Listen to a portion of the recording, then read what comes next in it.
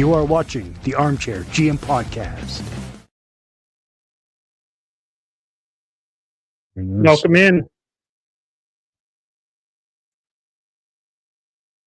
to a live stream hangout during the game.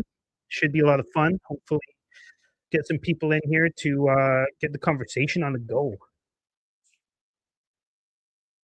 Make sure you let your friends know. Come in and hang out with us. Should be fun.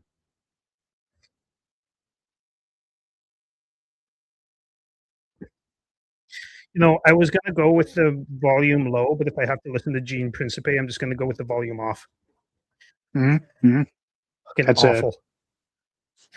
I don't see how we could possibly pull off Santa. I mean, unless it's grease and booze that you're going for a cent. Yeah, for sure. I'm sure he's a great guy. Yeah. Curious how the people who are watching so far, curious what you guys think about how the Flames have been doing lately, and if you're seriously worried about the direction of the team in the long run, or if you're just happy with the wins because you want the team to make a push for the playoffs.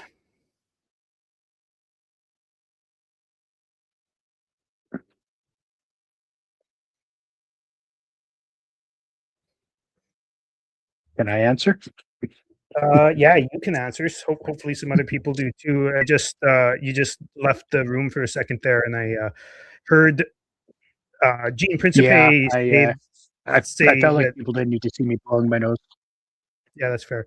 I heard Gene Principe asking a little kid if they wanted world peace for Christmas, which is,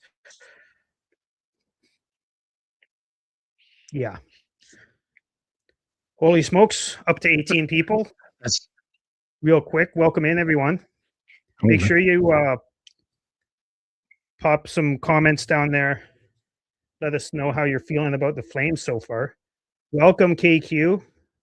Been a little while since we did one of these. Nice to see you. I've been chatting with you lots on the Afterburner shows and whatnot. So nice to see you, man. Welcome in, Prince Torres. Hello, respective gentlemen. I don't know if I can say that because I don't know if I'm a gentleman, but you certainly are.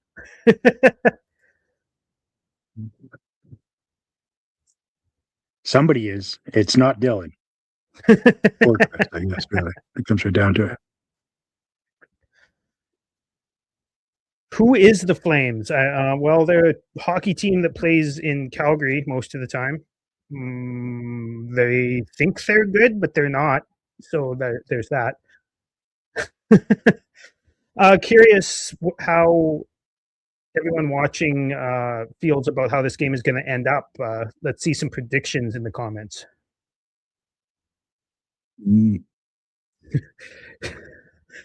Should the Flames build a team of only right-handed defensemen?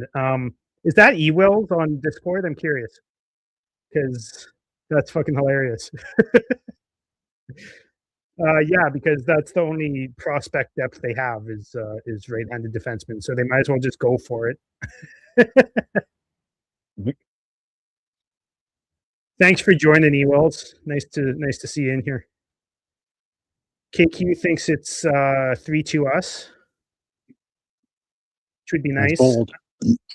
That is bold. I'm thinking more along the lines of, as much as I'm on team rebuild, I'm also on team never lose to the Oilers. So I'd like it to be 3-2 us, but I think realistically, the way the Oilers have been playing, I think it's more likely to be like 5-3 for them. That's fair. I feel like the Flames are kind of fired up and they want to go into Christmas break with a good drumming of the Oilers is what I'm thinking. Yeah, I'd like to see that as well. That'll be lots of fun.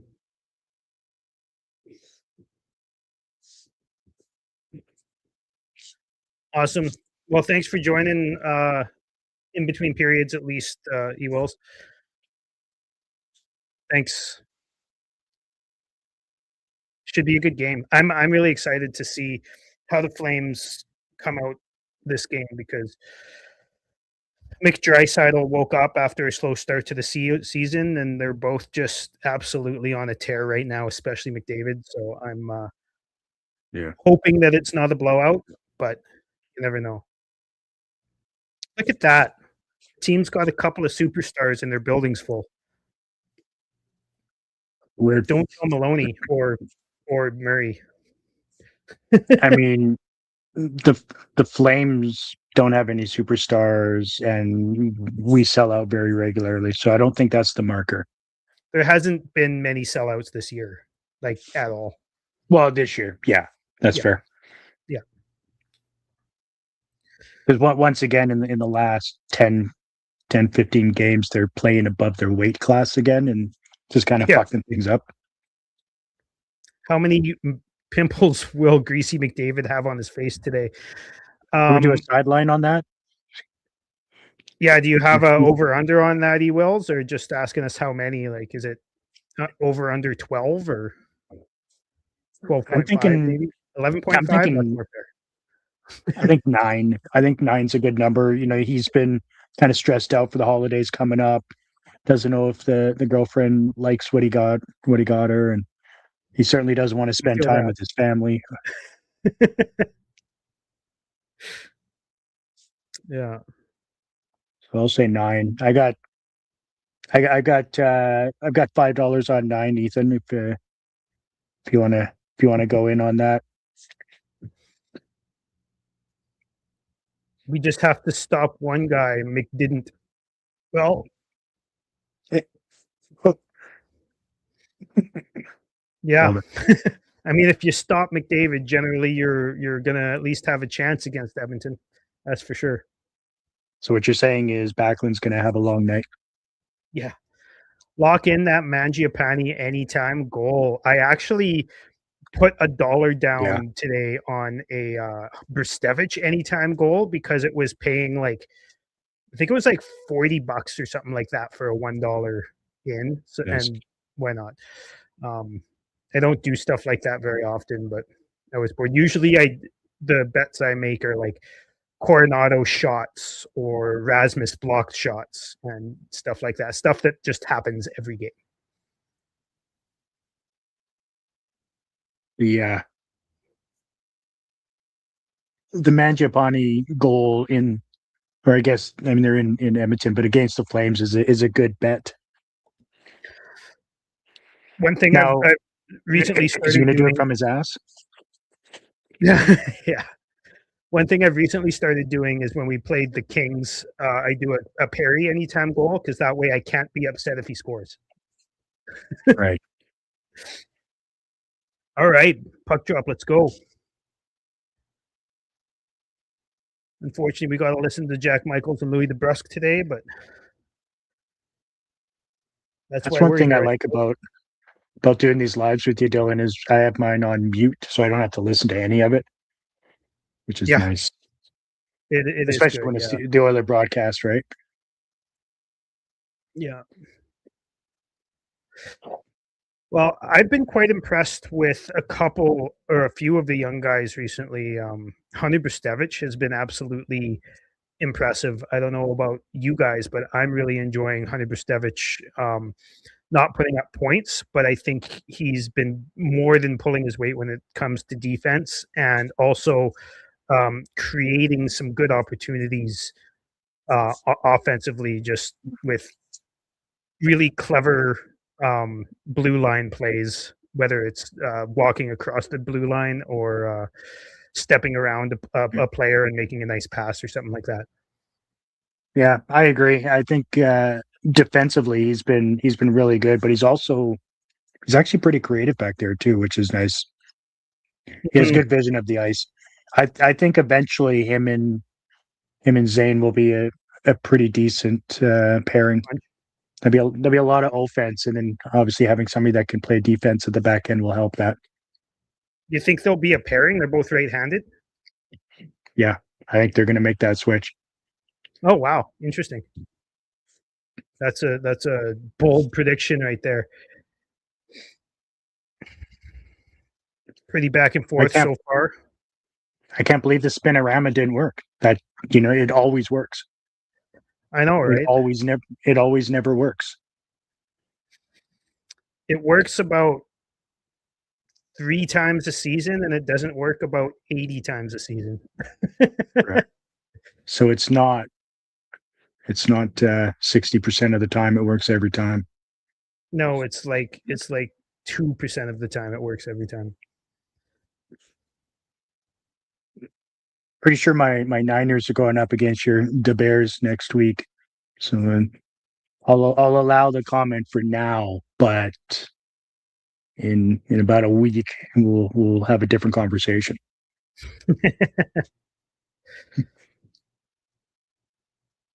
Actually, I might be wrong.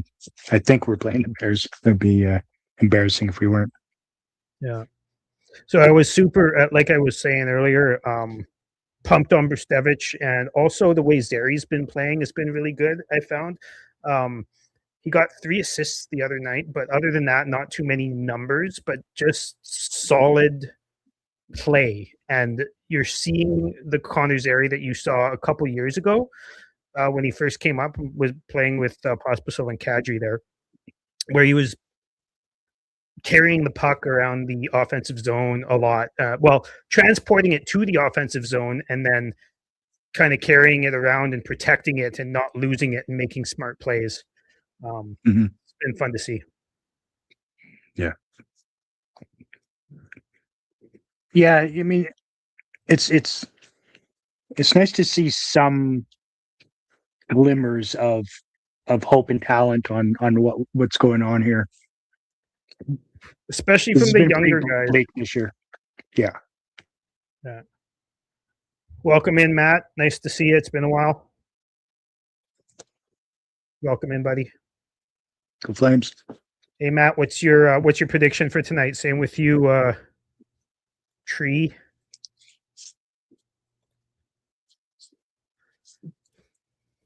Is that another Aussie name? Trey Rogie?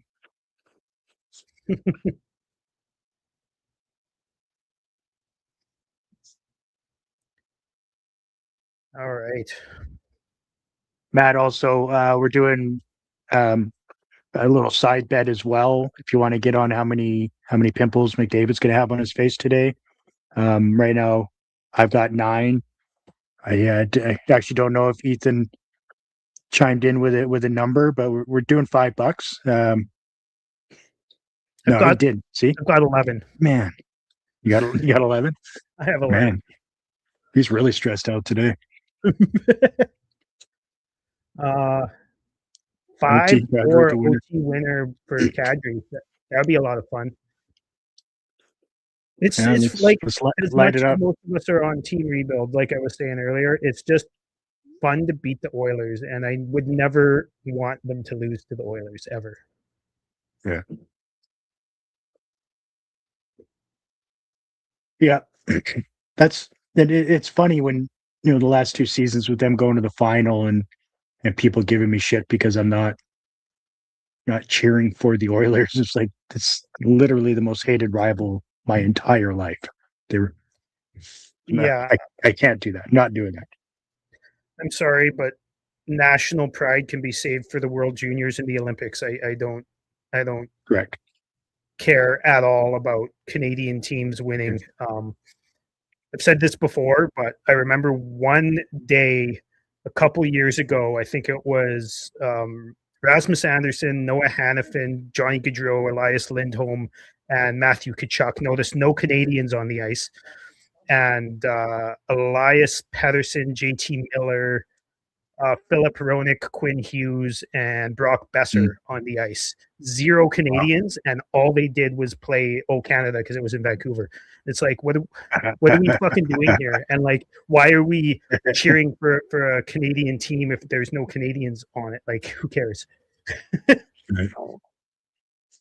I mean, there's Canadians on it. That was just the starting lineup, right? Mm-hmm. Yeah. It would be disrespectful to the people sitting in the venue to play another one. Oh, And they're the ones 100%. But paying. it shouldn't be playing fucking any of them. Who cares?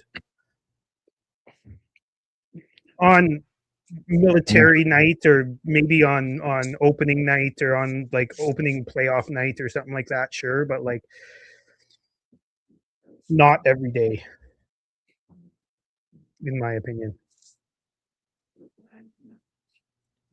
Holy, Mister I hate Canada all of a sudden. What the hell, dude? Been That's in the not West. at all what Been in the West that's for too not at all long. what I meant. And you know it.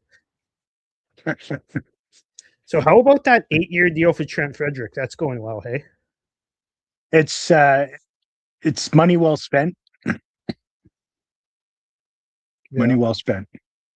Yeah.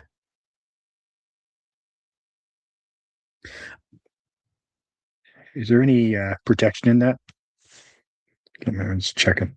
I'm not sure, actually. I it's not a high risk deal anyways, because it's not much money. It's like it's not the biggest of deal to me. If I were an Oilers fan, I wouldn't be hating it as much as a lot of them are, just because it's such a low money deal. But it's also like, why are you? Oh, Nugent Yeah. Hopkins with the goal. Yeah, there it is. Old Nuge, she's a stud. You know, Yeah, he's a stud every 11th game for sure. yeah. He seems to be really good when he's playing with some of those other guys who were drafted first or third overall. Mm-hmm. 1-0 Who isn't Edmonton. really? Looking too bad, but Wolf kind of coughed up that rebound. Let's see if he could have. That's fair. That's fair. That wasn't a terrible rebound. I mean, you It was probably off. want to have a defender that's going to pick up the people in front of the net. Mm-hmm. I don't know. Like that's literally your only job there. Just go ahead and get those guys out of in front of the net. Do something other than gaze at the puck. Oh, 100%. Looks like So Trent Bouchard was has playing for the Flames there. Everyone right went first four cross-eyed there for a years. minute.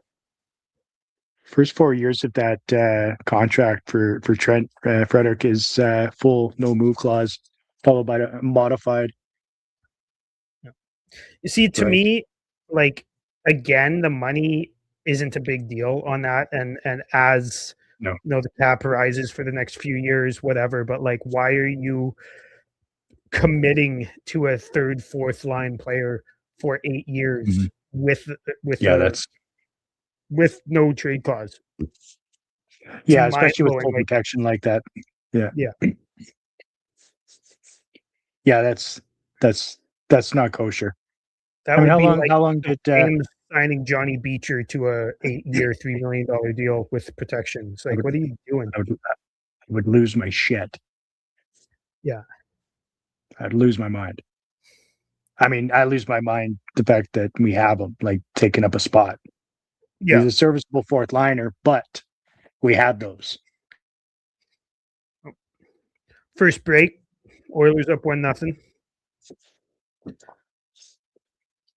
Not really all that surprised. Like I said, I always want the Flames to beat the Oilers, but not really holding out all that much hope for it this game, because the Oilers are on such a killer hot streak right now, and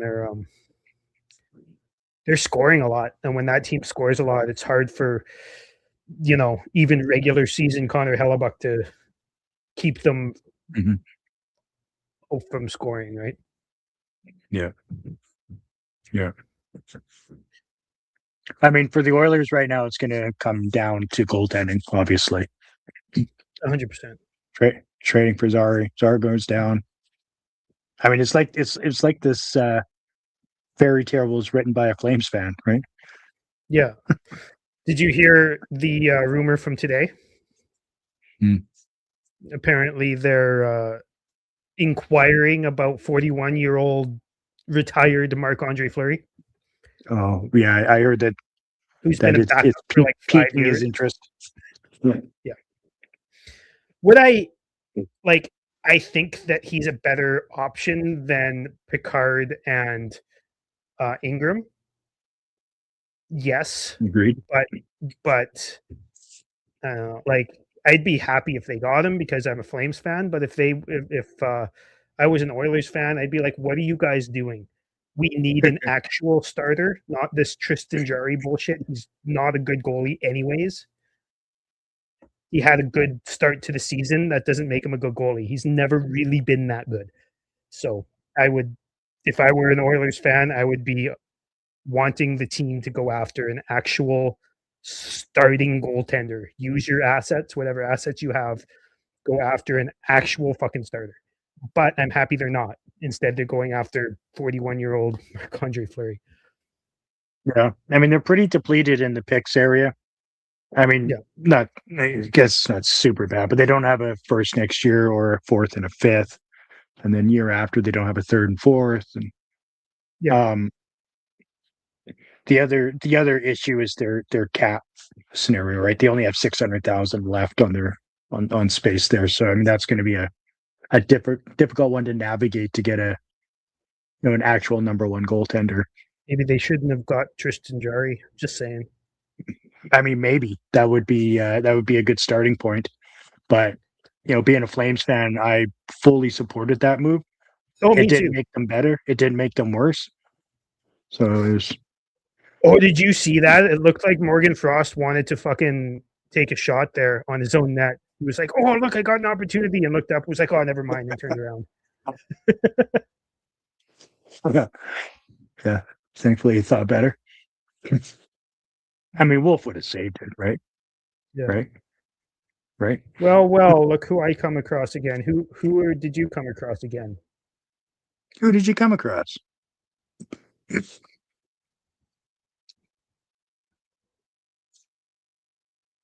Well, Mr. Bond. Some Again, some Wolf. forward fuck. Go ahead. Just forward pressure would be nice, right? We're able to get in the zone, other than this one obviously being offside, but once we do that, that's it. It's just like chaos. Yeah. These Oilers jerseys are awful, Kyle says, which I Hmm. actually they're not as bad as their normal jerseys. They're not good, but they're not as bad as their normal jerseys. Honestly, the only Oilers jerseys I've ever seen that I don't think were terrible were like the dark blue oil drop jerseys that they had in like 2007 or something like that. Um, Mm. Something about blue and orange does not do it for me. It looks like somebody barfed on a fucking Ooh, sweater and called it a day. Ooh, nice save there by Wolf. yeah.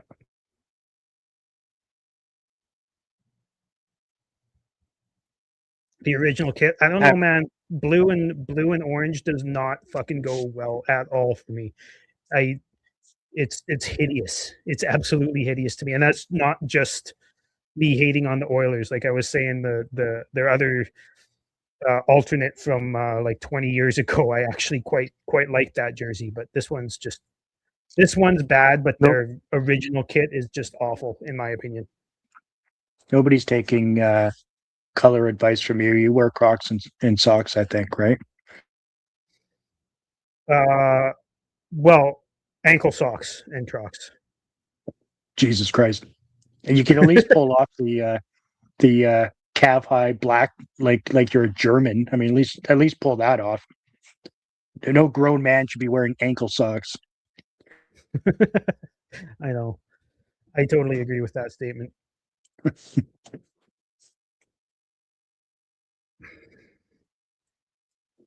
Well, it's been a fun game so far. I think the Oilers are definitely getting the better of the Flames when it comes to opportunities, obviously, and goals right now, but they will break down defensively eventually because that's kind of what they do. Mhm. I'm expecting this to be a fairly high scoring game. Yeah, well, they'll start double shifting Nurse and Bouchard, and then that'll open things up. Yeah. Or they'll get up a couple and stop putting Draisaitl and McDavid on every second shift, and then that won't work. And Jesus. then they'll put them both on for the same shift every. Yeah, that's kind of what they do. I feel like Ball should have just continued on with what his thought process was there against I Mangiapane and like just that thrown him to too. the ice. That's exactly what I've always said about Mangiapane right there, though. He's always tried really hard, and I always respected his effort level, but he Yeah. never actually wins the puck battle. He needs help to do that. Chris is just having a fit over Yeah. here. Yeah. Right. Yeah. I have always appreciated his effort for sure, but I've never found him to be particularly good. I mean, there's a reason why he's on his, it's his third team now in the last 3 years, Yeah. Where is Kachuk to cause a riot? right? He only does that when Lucic is around, so he hasn't caused many riots lately, actually. That's fair. I mean, he's on my IR list in fantasy, so but when he Yeah. comes back, I'm telling you, things are going to be looking good. When he comes back, he's going to pretty much just go play for the Olympics, get hurt, and then go back on IR until the end of the season, just like he did That's with the the Four spirit. Nations. Oh, yeah, yeah. Him and his brother got injured on that one. Yeah. Yeah. I mean, I'm okay with anybody starting a riot in this game, to be honest. Yeah, me too. Send Lomberg out there all the time. Well, yeah. Remember a few years Well, ago, like the least likely fight you would have ever thought happened in a Battle of Alberta? Let's see if you can remember who it was. Two guys you never would have thought would fight. was that the Monahan versus Ryan Nugent? Yeah. Yeah. Yeah. Got it. Yeah. And what a slap fest that was. What a slobber knocker or whatever. Yeah. It was I fun though. It's I nice thought to see they were guys gonna like that die. get engaged. It's really nice to see guys like Well, that get engaged, in my opinion. yeah. Yeah. Yeah, for sure. Oh no. And then there was the Oh Mike no. Smith Cam Yeah. Talbot fight, Albert. which Yeah. wasn't actually a good fight. If people will remember, it was actually pretty awful, but it was It was good that he very did one it. sided. Yeah. Go figure the guy that fight like tooled the or that has fought a couple times, tooled the guy who has never fought before. Go figure. Right. I think Mike fights people in his own locker room on a weekly basis, didn't he? He does, especially when James Neal is in his locker room, which is funny because James Neal was in his locker room in on the next team he was on too. That's right. I'm sure that made them both happy. Yes. All right. A little bit of pressure on never mind. Oilers are back in our zone. Are you Shots are denying? 9-3 for Edmonton. Oh, okay. So 9-4. I think I'm ahead of you now. I'm ahead of you. My 9-4. my stream started to shit the bed, so I just restarted it and I'm at 8-12 right now. They're showing some Zach Hyman stats. yeah. Yeah, they just dropped the puck for me on that. Okay, yeah. So you're a little bit ahead of me. They almost dropped the puck. I wish they'd just drop the puck instead of not dropping the puck and kicking people out because they moved when they were supposed to drop the puck. Yeah. It's one of those little things that fucking drives me nuts. It's like you keep kicking guys out of the face-off circle because you aren't doing the thing you're supposed to do, which is dropping the puck. Just drop the puck. Yeah, exactly. Yeah. I don't like how this guy's standing. I don't give a shit. Drop the puck. Yeah. Oh no, his stance is too wide. Better restart the draw. Yeah. Just hit him. Just hit him. Okay. Hit him. 97. I really liked Yan Kuznetsov lately too. Wasn't expecting. Not saying he scored a lot or had a lot of offense, but I wasn't expecting the amount that he has had. And what I'm really happy with is how he kind of walks into the middle. McDavid putting on a clinic. There you go. Yeah, how he kind of walks into the middle, kind of sneaks in a little bit, walks into the middle. And, oh, what a save! Good save by Wolf. He's already had a couple of them. But yeah, Kuznetsov creates opportunities for himself, which I was not expecting. Just knowing the profile of the player that he was supposed to be, and very much is.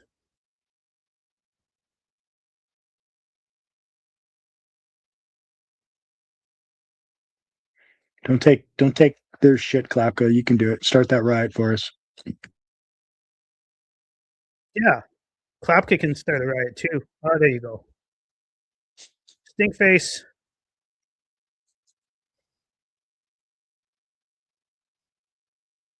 That'd be cool.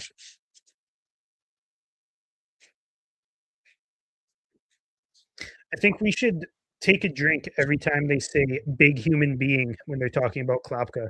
I think we'd be hammered by the end of the first. Should I switch from beer to rum or what? I'm certainly not. You do you. My vacation just ended, so I gotta work tomorrow morning. Mine just started. I don't think I'm not going back till the 5th. Oh, that's fucking awesome. Yeah, I'm pretty excited. The nature of my job is work during the holidays, so Right. which I'm fine with because that's a lot of extra money when it comes to stat holiday pay. All right. Line pass into the middle. Don't do that in their own zone either.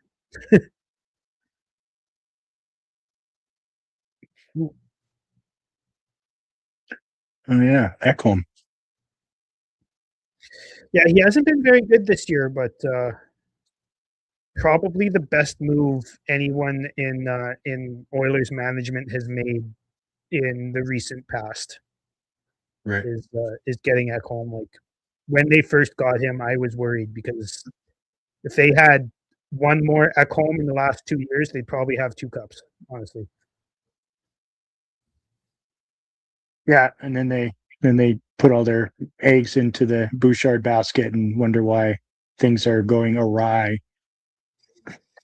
Is he So going to they're be on heating up. Right? Canada? The last Bouchard. Yeah. Like I see zero reason for him to be there.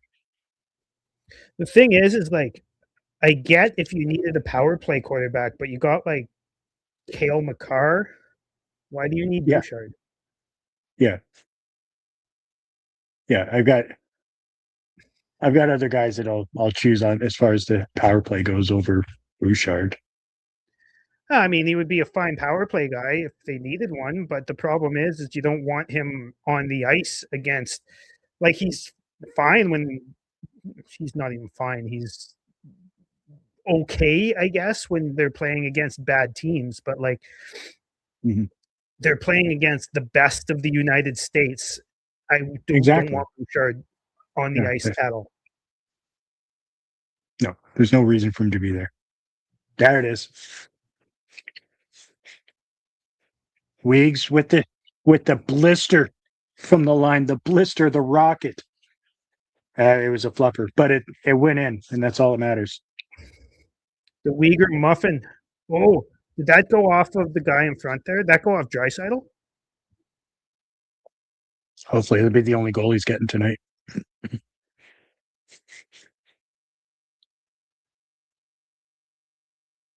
Oh, off Nurse. Attaboy. Oh, thanks, perfect. Nurse. Thanks, buddy. Couldn't happen to a nicer guy. Oh, yeah. I gotta say, it is good to see Connor Ingram back in the NHL. Yeah, I like how he moved his body. He positioned his body in a way to perfectly receive that puck for the deflection. Like that is hockey smarts put on by number 25 there. 100%. I just want, and I know hockey IQ. Anyone watching will know that I take any chance I can to talk up Connor Zary.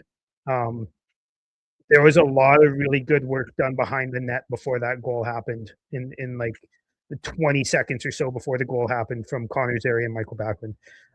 Yeah. One of a When do you couple of think the puck battles. Oilers are going to sell or sign Darnell's sister, so they actually have somebody that can play defense? Isn't she a forward? I thought she was a forward. I Yeah, I mean, think she she's a probably forward, still actually. play better defense. Right, exactly. Yeah.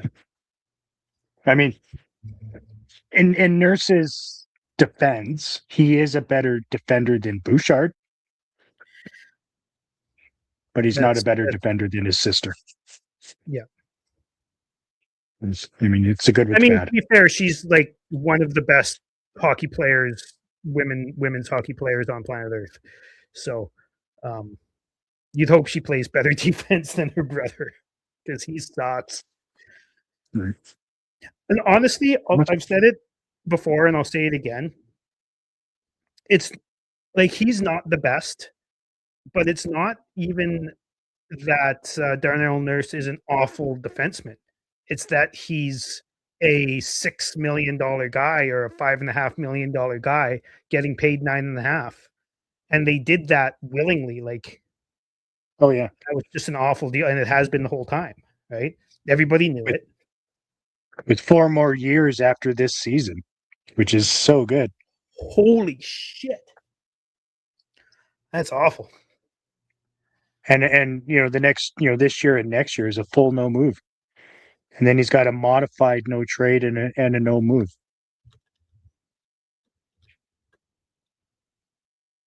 Craziness. Absolutely.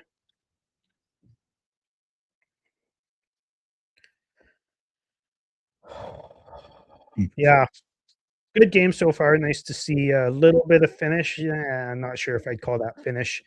Kind of a lucky bounce, but nice little Uyghur muffin. Haven't seen too many of those this year, so you're probably excited. He's on your fantasy team, isn't he? Yeah, he is. You can't score goals unless you get the puck to the net, right? Yeah. And that's just hockey 101. Obviously, you need to pick your chances and opportunities to do it, but I mean, you're only going to be a better team with the puck, 5 feet from the net at all times, right? Yeah. The perimeter stuff, just it doesn't cut it, right? Never has. Yeah. I'm curious if Zary hadn't been standing where he was, if Nurse would have not been right there. You know what I mean? Right.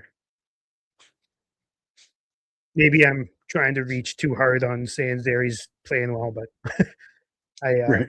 I do think he's been playing well for the past few weeks, pretty much ever since he's been put on that line with Backlund and Coleman, which is shocking to literally nobody. I mean, it's shocking to a lot of people, which shocks me. Like the amount Is of it people shocking that people? just outright just want Backlund gone because they think we can just trade him and we get a first for it or something.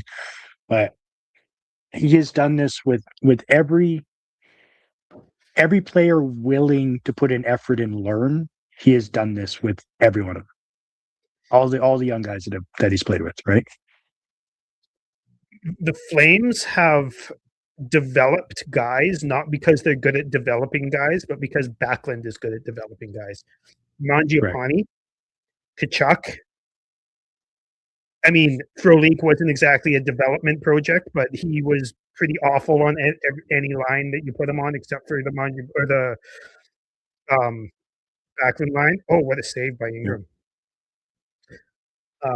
Zary seems to be doing good on that line. Coronado played on that line really well last year, and yeah,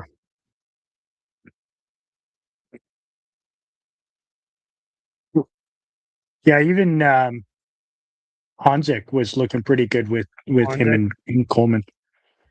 What the And fuck was that?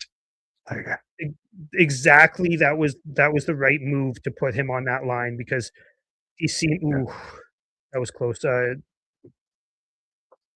Yeah, to put Hanzek on that line was exactly what we needed.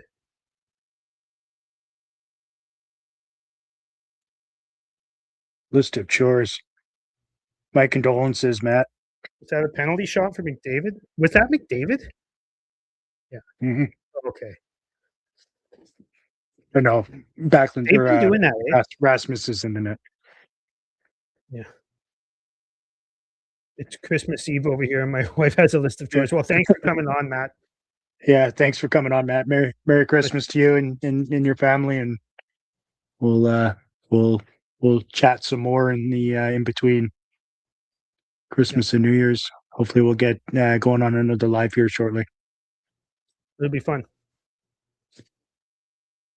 Raz with the baseball slash. Yeah, not a very great penalty, but I mean, most defenders in that situation just watch him go by. At least he did something. yeah, Yeah. I mean, it wasn't the right decision, clearly, but at least he did something. Most of them just sit there and stare. I remember a couple years ago there was this highlight reel goal going Oh, around from McDavid where he danced through all of the Rangers. And it was like everyone was like, "This is the best goal of the century," and I'm like, 5 guys stood there and did nothing. They didn't even like, "Ooh, nothing. what a shot! Ooh, was that a goal?" No, I thought it was. I think it went off the net or Crossbar. off the post. Ooh. But yeah, You you see remember where that it hit. goal McDavid scored where he danced around, well, so-called danced around all the Rangers, It's and not. everyone's like, "Oh, It's that's the not best dancing goal ever." around. But like the Rangers all stood there and did nothing, except for the very last guy who like did a half-assed fucking whip at the puck Right? after Yeah. McDavid had already passed him. It's like, why are we Yeah. It's not. saying that It's not McDavid dancing did around, nothing? guys. When 5 guys just opened a lane for you and watched you go by, like Yeah, they made zero effort to even contain him in any capacity. They were just as much of a fan of the play as everybody else in the building. Essentially, is what happened there. yeah. Okay. I mean, Wolf's so far 1 on 13 shots. Pretty good. Mm-hmm. Your buddy says Merry Christmas from Amanda and himself. It's Steve. Amanda's my cousin. Well, Merry Christmas, Merry Steve. Christmas to you as well. Chris says Calgary played well in Edmonton recently. They used to get destroyed. They have been getting destroyed too. It's just less obvious because there's a goaltender that isn't awful. Yeah, it's still one-sided on as far as the play is concerned, but having a competent goaltender in there will always It helps. soften the blow a little bit, right? Yeah. And I also find that the team gets up a little bit more, like even though it's not, you know, play has been very clearly on Edmonton's side today. Mhm. Nobody's not engaged, right? Like, Yeah. I did a recording yesterday with Robert Munich. You guys will get to watch that in a couple days' time here, but we were talking a little bit about Sharon Govich and his engagement lately, not specifically his you know production or his or his points That was or gross. anything like that, but his actual like just give a fuck level. And I found it interesting. Robert actually didn't seem to think that Sharon Govich has been playing very well lately, but I've seen so much more engagement than from him than I've ever seen before. Yeah, his engagement has been high, and he's been playing way better than he did at the beginning of the season for sure. Oh, I'd say it's his best hockey he's played, like outside of just shooting the puck that first year. I think Mhm. actual like Yeah, 200 actual point hockey. game. It's yeah. Yeah, yeah, I agree. Yeah, Of he's course, actually Draisaitl winning with the empty battles. net, basically. Yeah.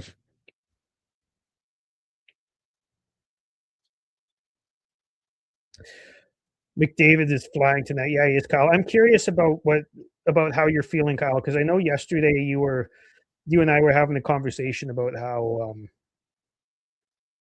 you're super worried about how mid this team is and how they're going to play themselves back into the you know 15th overall pick, 16th overall pick type of area, but you seem to be a little bit less frustrated these days or today. So I'm curious how you're feeling. He's off for the Christmas holidays. He's feeling great. What are elite players like? I wouldn't know. I know it's been a few years since the Flames have had any actual elite talent. This year, the closest thing we have to an elite player is probably Rasmus Anderson. Jesus, Yeah. calm down. No, I'm not I even mean, kidding, man. I think he's like ninth in defenseman points, and he's a mhm. plus on this team. Like he's actually been really fucking good this year. I really hope that the Flames are pragmatic about it and are a little bit proactive about some of the other guys, but specifically Anderson, that you have to get a good return on him this year, and I'm pretty sure they will. Yeah, I think they will too. I'm telling you, like he clearly loves the Flames and is trying to help out with with the return on said trade. That's all he's doing right now. He's just trying to up his stock, and we appreciate it. Well, I don't think he gives a fuck what we get in return. I think he gives a fuck what he gets on Right his up. next contract. Correct. But also, Correct. did you end up watching that whole after hours segment with him the other night? No, I watched a bunch of clips on it. The by the time I got to it, it was already long gone on the replay. Fair enough. Yeah, I watched the entire thing on YouTube there, and I was like, it's really good to see that Rasmus has not been a distraction and that he's not distracted himself. He's been playing the best hockey of his career, in my opinion. But Yeah. one thing that really, really worried me, and I'm curious what you guys watching think about this, is how he was talking about after he got hit by that car. And you and I had talked about this quite a few times over the past couple of years, that that Mhm. might be one of the reasons why he wasn't playing so well, is kind of lingering effects. And it turns out that that's kind of true. I guess he was having like he said that every time he got hit, his head was spinning and like he had probably some sort of post concussion. He had probably had that's not his words, Right. and this isn't his words either, but probably some sort of PTSD, like those types of things is what it sounded like from what he was describing. Um, and I mean, I'm worried that if the Flames knew that, I'm worried that they wouldn't have done something to give him some time to recover from that. Um, and I know that they have done stuff like that, maybe not with head stuff like that, but when it comes to Sean Monahan a couple years ago with his wrists and his hips and him actually just being awful for about a year and a half, and yes. then paying a first round pick to get rid of him instead of actually giving him the time to recover. And since then, he's been a pretty good player. So, you know, I'm worried about the Flames doctors, which I didn't think I was going to say, honestly. Well, the Flames doctors plus the NHL doctors, right? Like things have to be reported. Yeah. So it's there. There's clearly something going on there. I would say. I mean, Rasmus isn't the first guy to have a scenario like that on this organization in the last 10 years. So Yeah. Um, no, not the worst period at all, Mr. Williams. I'll admit I yeah, thought that was overblown by me, by us, but we were right about the lingering effects. Oh yeah, of the car accident. Yeah, for sure. And like I never knew for sure, but it just was always something in the back of my head because like Chris and I talked about it when it first happened. Like he started not playing well a little bit before the car accident, but then he started Mhm. playing even worse than that after the car accident, and that kind of Like kept happening for about 2 years after that. And mhm. turns out that's kind of it seems like that's what it was because he's playing out of this world right now, and he says this is the first time he's actually not had those problems. He went to see therapists and whatnot to get rid of all that. You have to confront his fear of cars. Yeah. Backlund and Coleman are going to play 25 out of the next 40 minutes. You know what, Ethan? I'm going to tell you this. Backlund and Coleman are going to play as much as humanly possible against McDavid, and that's just how it's going to be. Anytime that Huska can get him out there against McDavid, Huska will, and I 100% advocate for that. 100%. Yeah. Backlund is one of the only people in the league that can somewhat contain McDavid, right? And obviously Backlund and the Panthers. It's not a guarantee. Right. Fair. Yeah. Well, Backlund and Barkov. anything. What's the word? Anything. God, how am I losing the word on this? Anything where the stakes are on the line, right? Like, you're just always going to be a loser if you can't elevate your game in the finals. Like sure, the Panthers have done well containing, but he's supposed to be the best player on planet, so figure it out. You've had two runs at it and you can't figure it out. Like, fuck, I don't know. Yeah. That's what I call a loser mentality. Yeah. And it's always somebody else's fault. And scream crying at your teammates in the dressing room. Right. Pathetic. Truly. That's real leadership from your captain, right? Don't need to see Farabee and Beecher against their PP1 again. I don't really need to see Farabee and Beecher ever again, to be honest. I have less of a grudge against Beecher than most of the Flames fans do, because I realize what his role is, and he's not awful at it. He's not a good player, but he's not awful at his role, in my opinion. But there's no reason for him. What's that? I don't have a grudge against him. I just see no reason for him to be here. Yeah, I agree. And same with Farabee. Like, unless Coleman gets traded, I don't see a reason for Farabee to be here.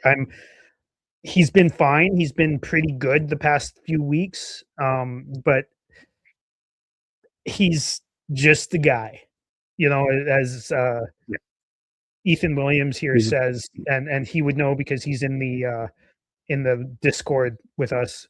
Kent Williams says that Kent Wilson says that all the time about pretty much everyone on their team. He's just a guy, because that's all we have is just guys. Well, that's right. Like the people that get emotionally attached to players, to me, it blows me away, to be honest with you. Right? Like I cheer for that crest on the front of the jersey, not the nameplate on the back. Yeah. So, I mean, it's a business, and you're only trying to improve your franchise, and there's only one way to do that, and that is to cycle through players until you find the right players. And I feel like they've given enough period of time to elapse to pull the shoot on a few of them. McDavid is a choker, McChoker. We got all sorts of McDavid hate in the comments section right now. I mean, don't dislike that at all. That's craziness in a Flames hosted podcast. I know, right? Keep it up, fellas. Keep it up. All right. Hey, I'll be right back. I'm gonna run and grab a beer. Okay, you run and grab a beer. I'm gonna put up our little background here. Right, where is it? Yeah. Okay. Be right back, guys. Real quick.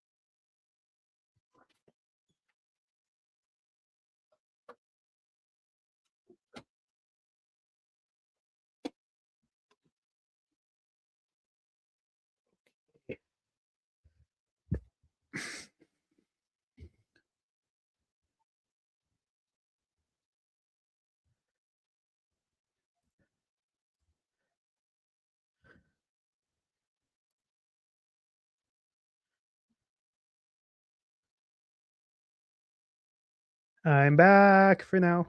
I'm sure Chris will be back in a minute or two. Nothing quite as entertaining as Gene Principe trying to talk to children. Ugh.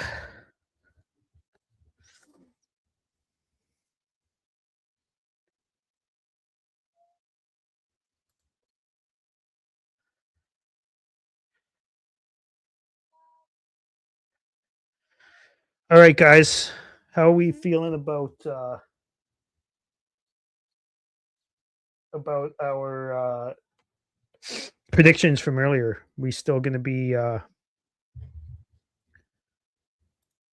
winning this game or what?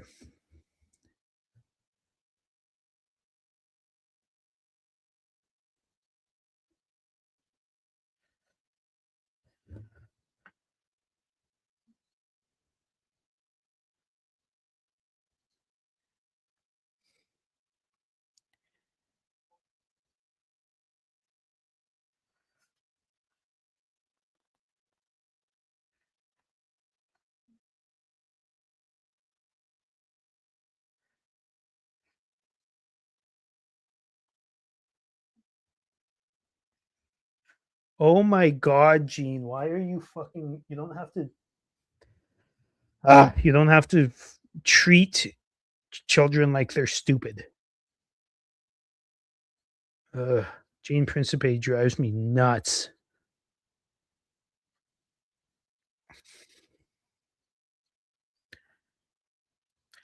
All right. Game should be starting soon.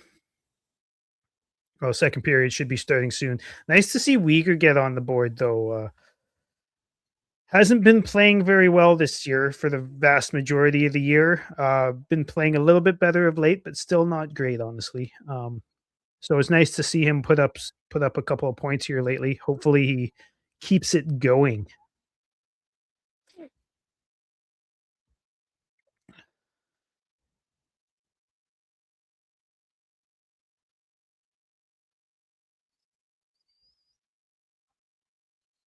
All right. Does anybody actually enjoy those Gene Principe intermissions, or like anything the guy ever says? Like he actually drives me crazy. He's just he just finished treating a bunch of children like they're stupid. You know, all he does is tell horrible jokes. I don't get it. I do not get it. How that guy's had a job for so long. I just can't understand.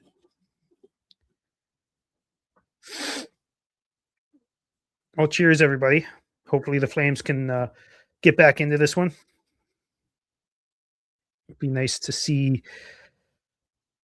Be nice to see them get a few goals. Like I said earlier, personally, I'm on team rebuild, but team rebuild includes some wins, and wins against the Oilers are perfect.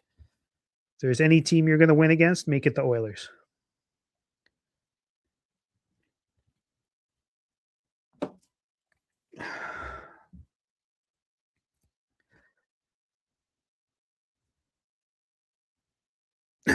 All right.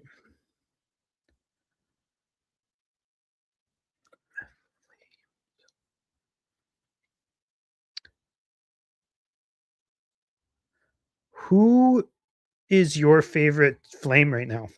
I'm curious to see who everybody's favorite Flame on the team is right now. Feel like there's going to be lots of Wolf.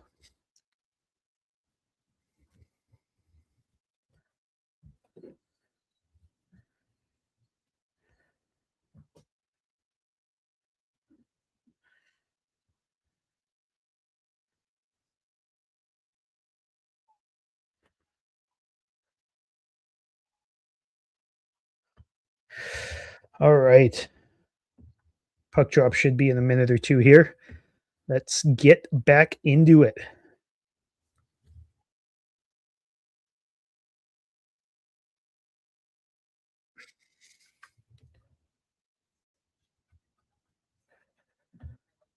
Ugh.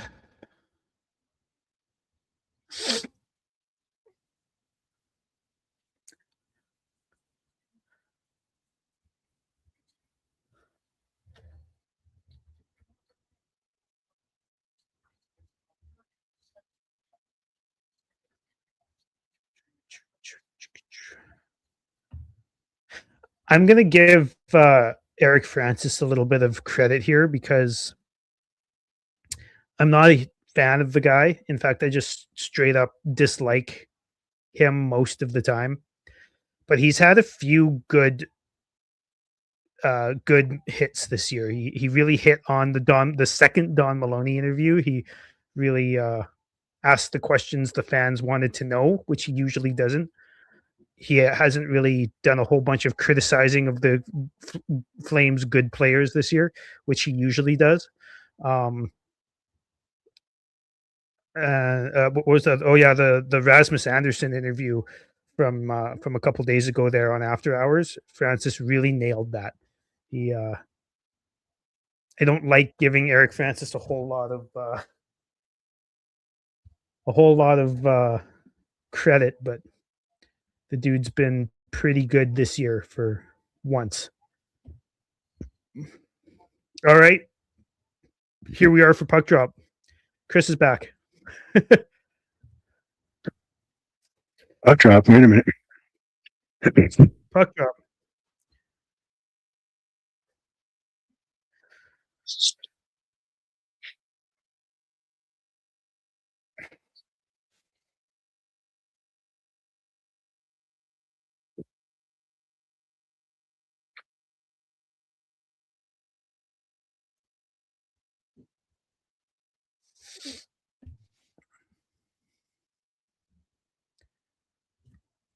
They're saying it's tough for them to see Kel Pickard sitting on the bench, but I don't know. It's not like he's much better than Ingram. Like they're both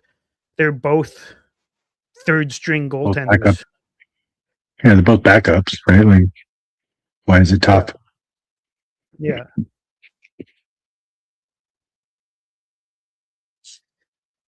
All right, let's do this. Puck drop right now for me. Probably still behind you, but Not by much. uh, and I was thinking about what you said earlier. Blake Coleman is Michael Backlund is 100% one of the only players that can shut down McDavid in the league. And I'm not saying he does it all the time because he doesn't. Nobody does it all the time, but he's one of the only people who has done it a few times, and he has done it a few times. Yeah, he's the only one that's ever done it with consistency. Like, I don't even know if it's consistency. Nobody can do that with consistency, in my opinion.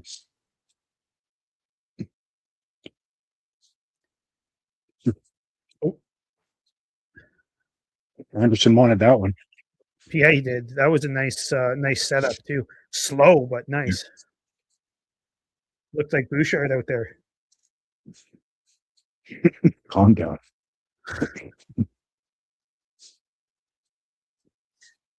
Ooh, is this a penalty? Yep. Coronado. Too bad. Fucking Matty. I think he's been better of late as well. He had a really rough first few weeks of the season there. In fact, it was downright awful, but he's been a lot better of late. Mm. He was one of the first ones to start pushing it on and changing his season. Yeah. Totally agree.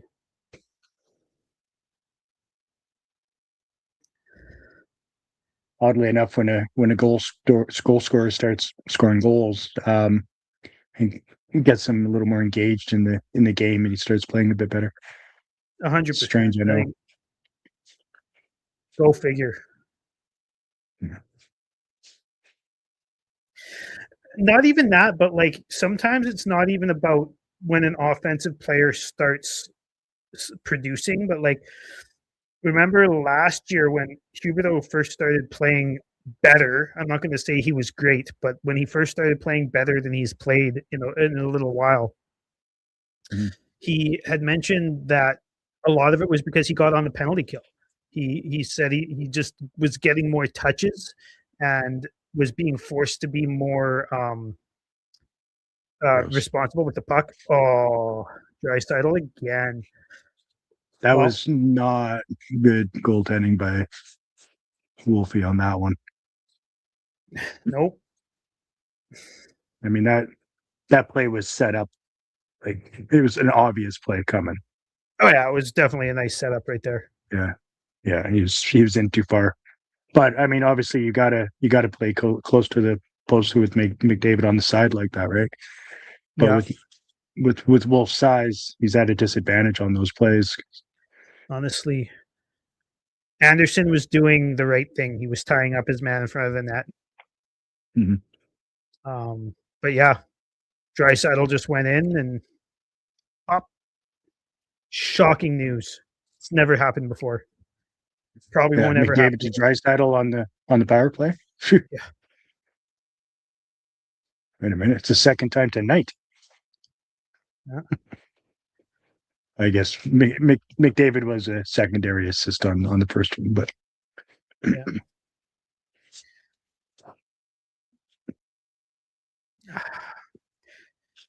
I mean, it's tough to see, but I think the toughest part of it is that our ownership group doesn't seem to think that you know top picks are a reality, top picks working are a reality, and we're sitting here watching again for like the 80th time in the last 4 seasons. McDavid and Draisaitl just ruin us. mhm. Yeah, Now, is every guy going to be McDavid? No. Is every guy going to be Draisaitl? No. But you're a lot more likely to get those guys in the first few picks than you are by drafting fucking 14th or 16th or 18th. yeah, exactly. To those watching, are you team rebuild or team tank or team make the playoffs this year or what? Or team 16th place, 15th place. Nah, 17th place. Yeah, 17th 17th place. place. The worst place to be in the league. Yeah. Ninth in the West, baby. You're making me want to drink more, Chris. Tank commander. No, the Flames make you want to drink more. I just encourage it. That is true. I know Kyle feels the same way. Tank Commander Kyle is so back. It's good to have you back, I've buddy. really enjoyed I've really enjoyed Kyle of late. He goes back and forth every time the Flames have a win or a loss. Oh no, it's the end of the world. The Flames won, and now they're going to be mid again, and then they lose, and he's like, "Oh yeah, I'm so back." It's been quite entertaining. Is that a crack at Matt? No, he does the same thing Matt does. He just flips out about it less. He's more calm and collected about it, whereas Matt just flips out about it. He does. He goes off. It's been fun to watch, actually. Yeah, When he gets going there, and I miss a few, miss a couple hours in the chat. It takes like 30 minutes to read all his rant. It's great, yeah. right? Kyle is a glass case of emotion when it comes to the Flames this year. I'm just trying to chill, man. Like, here's the thing for those of us who are team rebuild, like the Flames are last time I checked in 29th or 28th place. They're um 2 points out of the first overall pick or first in the draft lottery odds. They're Right. played more games than all of those teams except for Vancouver, who's been on a roll. I just don't understand why people are freaking out over the us being mid again when we're like literally 2 points out of being last fucking place. I don't get it. Well, we're 2 points out of being last. Plus, you have to like those are the people that it's McKenna or bust, right? Not not really thinking about the other two that'll likely be in the top three that are all three are going to be Well, franchise changers. I I'd think. say I agree with you, and I know that Kyle's doing well today, but yesterday he wasn't because he didn't think we were going to pick top five, and Fair. here we are. Like again, you're right. Like it's not just about McKenna. Tynan Lawrence is going to be a really good center, in my opinion. Mhm. Ivar Stenberg is going to be a superstar. Like there's some good players in the top five. There's some good players in Yeah. the top 10. We don't need the first overall pick. Do we want it? Absolutely, we want the first overall pick. But Yeah.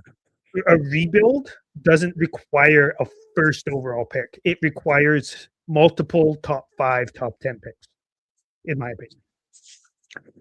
I mean, honestly, watching Celebrini just undress us, a week or two ago, Yeah. I can see why people want that first overall. Like that was insane. Like that kid is a And stud. Bedard a couple weeks before that, or a week before that That's right. as well. And McDavid, Yeah. like every 20th game of the season every year. And, you know, Like he's almost getting past his prime, for God's sake. He's gonna yeah, miss his window. well, he's the one that signed with the Oilers, though. To be fair to him, and like a lot of Flames fans are like, "Oh, look at the Oilers. This is why we can't rebuild." And I'm like, "Well, the Oilers have made back-to-back Cup finals, and they expect to be in the Cup finals every year. Wouldn't that be nice instead of us having players who are like, oh, we just want to get back to 500 and then see where it goes from there, and coaches who are like praising getting close to 500? Like, how about instead of that, we spend a couple years in the bottom and get these players and build a team. Ooh. Holy Backlund smoke. Backlund has been so good this year, especially the last 3 weeks. Yeah. You see that? Like McDavid coming up the ice.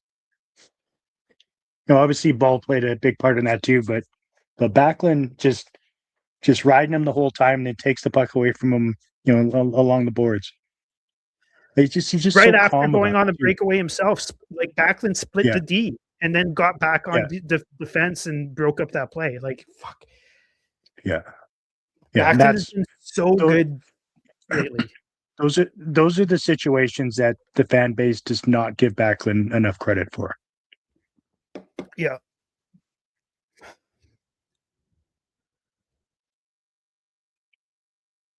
I've been really happy with Backlund.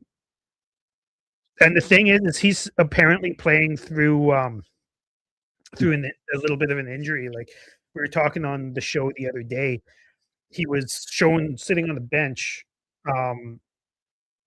wincing after blocking a shot, actually blocking one of our own shots. It went off his inner thigh, and I guess he was in the dressing room with his leg completely bandaged up. And you would never guess this guy has a leg injury. He's skating better than I think he's ever skated, like speed-wise. He scored 4 goals after that scenario too, right? Yeah. Well, I guess 3, but because he did have one before it. But like, give the man some credit. Give it where it's due. Absolutely. Why is Zary in the box? I don't know. I'm still trying to see what is. Why is it 4-on-4? Like, I think they called. Well, there was hooking and slashing, right? Oh, was it a hook and a slash? Confusing. Yeah, I think that's what they called. I thought it was going to be ball going. Mm-hmm. Huh. Jesus. Right. Well, Anderson. I'd rather 4-on-4 than. What's that? Anderson turning around in a shot scenario. Though in his defense, he had both Draisaitl and McDavid potentially coming up and behind him. So I can understand why he turned around to play defense. So that would have been a lot easier for McDavid and Draisaitl had Anderson not been back on D there. Mm-hmm. So full credit to him. Yeah. Yeah.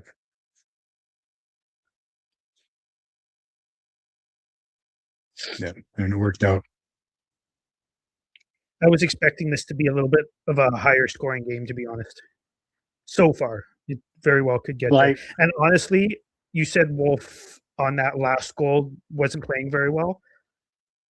Or on that play didn't play well on that play. But I think overall, even though he's down 3-1 and has 3 goals on 18 shots, he's made multiple really good saves. Yeah, no, for sure he has. And I mean, obviously, there's a reason why the McDavid Draisaitl duo on the power play have put the Oilers into first place on the power play, right? There's a reason for Yeah, that. I mean, absolutely. you can't really fault Wolf for it. Yeah, It's just he just didn't play that situation well. yeah. Like those But I mean, guys, other than that, he's played really multiple well. NHL records for power play points, I Mhm. believe, or power play goals or something like. I can't remember exactly, but a couple of years ago they set NHL records for power play. Apparently, this ref is soft. I She's kind of something. agree. I still don't see what Is he happened with getting up? He's Barry. getting tossed. He's getting tossed. Uyghur's getting tossed. Yeah. Oh my god! What the fuck? For what? You called me a bad name. Fucking weak motherfucker. That's That is brutal. super fucking weak. That's not okay. All he did was tap his fucking stick on the glass a couple times. That's unreal. What's McDavid yelling at him about? That's bullshit. Fucking For that. leave the ref alone if he's on your side clearly. Like, what are you doing? Unless he's for some reason being like, "Oh no, he shouldn't have done that. Bring him back."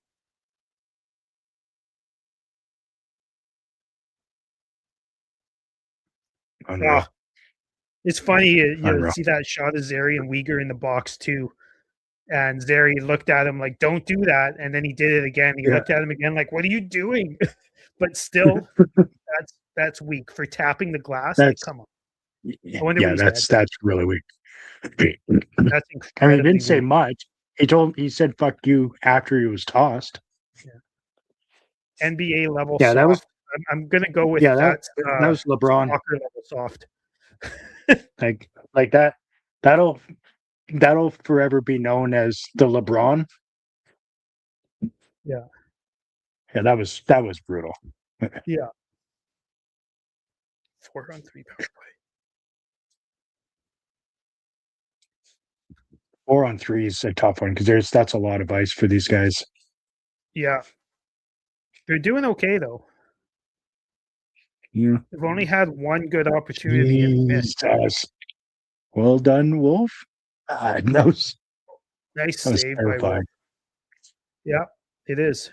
That's awareness, I guess. But man, it was like a fraction of a second in time.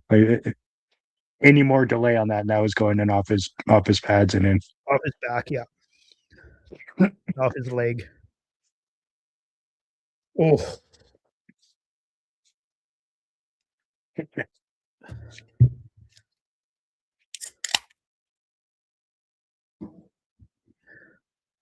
oh, oh. There we go. Back to Yeah, four boys. on. Oh no, it's a power play still. Yeah. Oh right, because But they now it's both a went to power the play. box. Yeah, because it was 4-on-4 before that Yeah, for a minute, for a little over a minute, yeah. or a little under a minute, whatever the hell. If I could McDavid figure it out, man. McDavid, like they're up 3-1, and McDavid is on the ice for the entirety of the power play. Like, Yeah. why? That's how much they need this game, right? Yeah. In in December.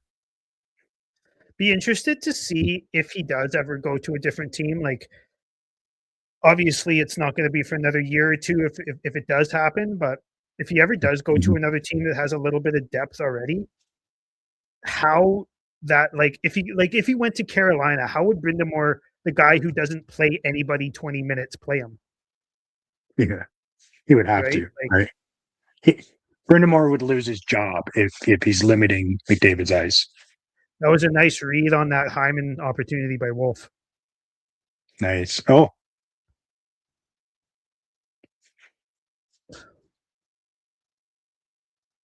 I had to quickly count white jerseys there. I didn't think they only had 5 on the ice there. That was pretty crazy when Nurse came in. Look at this. Fucking yeah. Dude, Wolf has Oh, been like Oh my god. That Yeah, he whole was not. sequence, that like it was like a full minute of Wolf. I don't know if you were just watching the shots, but the way his cross crease movement Yeah, still I was watching him a lot. to like it still amazes me to this day, his cross crease movement. And I've been watching it for a couple of years now.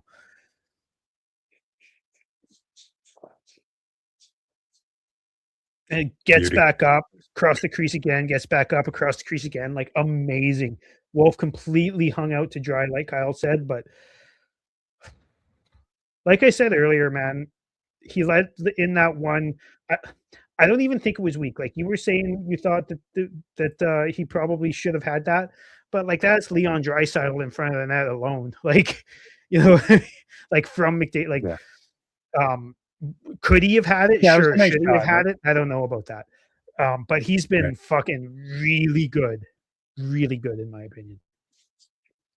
Well, I think in that scenario, it's exactly what you were just referencing is his ability to go side to side, Yeah. and he didn't do that in that play. He didn't, but Draisaitl was also in the middle, not on the other side, right? And he Yeah, he was was. in the He was. middle. Yeah, I mean, yeah, roughly in the middle. He was definitely more to Wolf's left, but I mean, not by a ton. But he's also Yeah, his handedness of his stick. Wolf should have been over further for sure. But like, I don't know. I have a tough time blaming Wolf on that one. Like I said, could he yeah, have had it? like Yes. Should he have had it? No. yeah, like I keep saying, I'm not blaming him for it. I'm just saying that uh, Yeah. that Wolf in peak form on that play would have saved it. Answer possibly. I don't know. Maybe, maybe. Possibly. The if we ever gave Wolf a good team to play on, I don't know that he would be as good, to be honest with you, Kyle, because he thrives on that type of situation that just happened, in my opinion. When he's kind of struggled a little bit so far this season on the early goals where it's just kind of nothing burger stuff that I find Wolf really thrives on getting hung out to dry, and he does so well, and that's really what got us into the predicament last year, and this team thinking that they were better than they are. Okay, I'm gonna watch this fight and then I'm gonna answer that. Yeah. Mm-hmm. Come on, ball. Fucking And it's don't. Frederick too. Come Nice. on, baller, get Nice. this guy. I love the takedown. I was not expecting the WWE style hip toss there like that. He should have. He should have picked him up and yeah, I mean Frederick's a big man too. I think he's like 6'4" or something. But if we had Wolf against Edmonton in 22, do we advance? I don't think we advance because they absolutely ruined us that whole series. Like even the game we won, what was that like? Fucking 9-6 or something like that. Like you don't play like that against Edmonton and win. You just fucking don't. And the Flames played like that against Edmonton the whole time. Markstrom's glove side was exposed hardcore, really badly. Yeah. But so I think that we probably win another game or two. Maybe it went 6 or 7 games. I'm not sure if we win though. That being said, Markstrom also thrives on generally thrives on being left out to dry. Markstrom sucks when he gets 4 shots a period because 2 of them go in, but he tends to do a lot better when he gets hung out to dry. So it's hard to say there, honestly. Good question though, really good question. Here's a question for you guys. As much as I enjoyed that fight, Kevin Ball being out when Mackenzie Weegar has been ejected, not a fan of that, especially taking the 4th liner off. Right. Yeah, the trade up isn't great, obviously, but I mean, good on him for taking it, though. I mean, truly, but yeah, 5 minutes. 5 minutes away with your pairing from Anderson is not a great way to Yeah, go midway through the second. and it's what is it? Kuznetsov, Anderson, Mm. Hanley, Hanley, and Brustevich. Stavich. Yeah, I guess we'll get to see what Brustevich has. Hopefully, that's right. Yeah, he's going to get an extra good 2 shifts for opportunity. sure. Sink or swim, boys. Oh, look at that. See, now this is why I thought at this point that we would be sitting at least 2 or 3 goals because Oilers are playing 2 third-string goaltenders, and we're still struggling to score.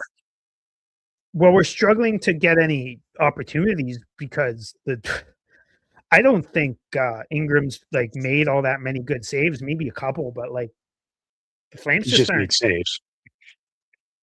Yeah. Yeah. Um, I mean, we've got 12 shots through half the game, right? That's not that many. Mhm. Yeah. Maybe like 2 or 3 high quality shots. Like, yeah, Well, especially with the shot totals that we've had in the last little while, which again, the Flames have this knack of inflating stats like that with their shot totals that mean nothing because they're just shooting at the crest, nothing high yeah. danger. The Backlund special, although he's been a lot better lately. Oh, Yeah. Klapka. Ooh, I hope that's not a penalty. Okay, good. It's not. I mean, which one? They're taking out Mangiapane from behind. Yeah, I mean, that was just a size mismatch, and they're like, "Well, it's Mangiapane. Of course, he went down." yeah. I mean, Mangiapane doesn't even need somebody around him to go down. He just kind of does it himself usually. Yeah, they probably thought that Klapka was going to hit him, but didn't, and Mangiapane just went down. And Yeah. See, like it looks like the Oilers are on a power play and they're not. This is Mhm. what happens when you have like should Nugent Hopkins have been the first overall pick? No. Is he a really good player? Yes. And he's like the 6th or 7th best player on that team. Right. And we might have one guy as good as him. You know what I mean? It's sad. Yeah.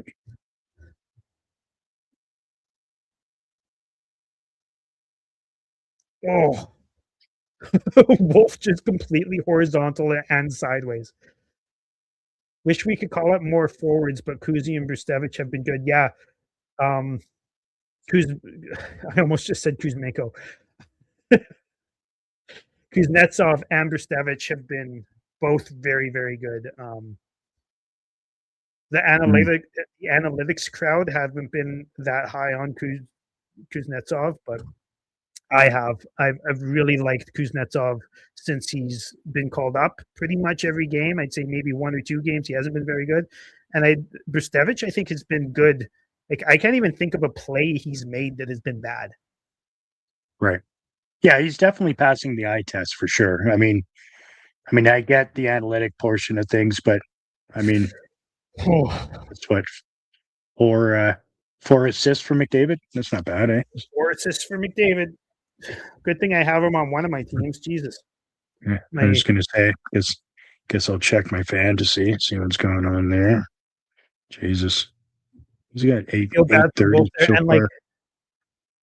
if you were Joel Hanley on that play, how would you have played that differently? Because to me, that's I mean, he's trying to block the pass. He doesn't Mhm. successfully do it, but like, what are you supposed to do there? Like, Well, I mean, s- not that right because he didn't probably glide; he shouldn't just go. stopped.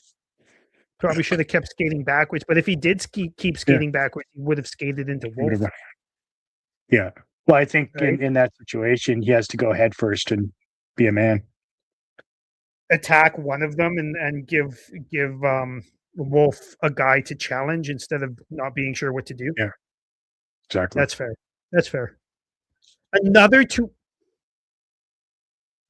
What is happening here, guys? Guys, let's not do this. Right. Just a Yeah. 2-on-1 every other fucking play. Yeah. Yeah. It's 2022 all Yeah. over again. I mean, I understand that Uyghur's a key component to the team, but we can't be falling apart because he's not on the ice or on the bench. We were falling apart before he left the ice, Chris. Florida. Not to this degree, though, right? We're falling apart on the power play against the number one power play in the league. So that makes sense. One of them for sure, but yeah, I know we haven't looked good for more than fucking 20 seconds at a time in this game, man. Sure. Yeah. No, I agree. I agree. Yeah, these guys are already in Christmas mode, right? There's no real cohesion, that's for sure. Yeah. Worst game of the year? I don't think so, actually. During that 8-2 stretch at the beginning of the year, there were a couple of fucking doozies, man. Yeah. Like hard to watch games. Well, yeah, This is and not at the good. Don't time, get me if you wrong. remember, Cooley was almost playing out of his mind, right? Yeah. Like he was playing way above his ability for a while, which is great. Hello, Mike. Welcome in. What up? Who is it? Oh, it's Mike. Oh, So now that we're just over halfway through this game and it's 4-1, what is the what's the final score going to be, everybody? Let us know in the comments. I don't know. Kyle's right. Getting out talented. Oh, but it's just fantasy hockey. You know, just getting first and third overall picks, just fantasy hockey. That doesn't actually happen. It can't happen. No team has ever done it. Oh, wait a minute.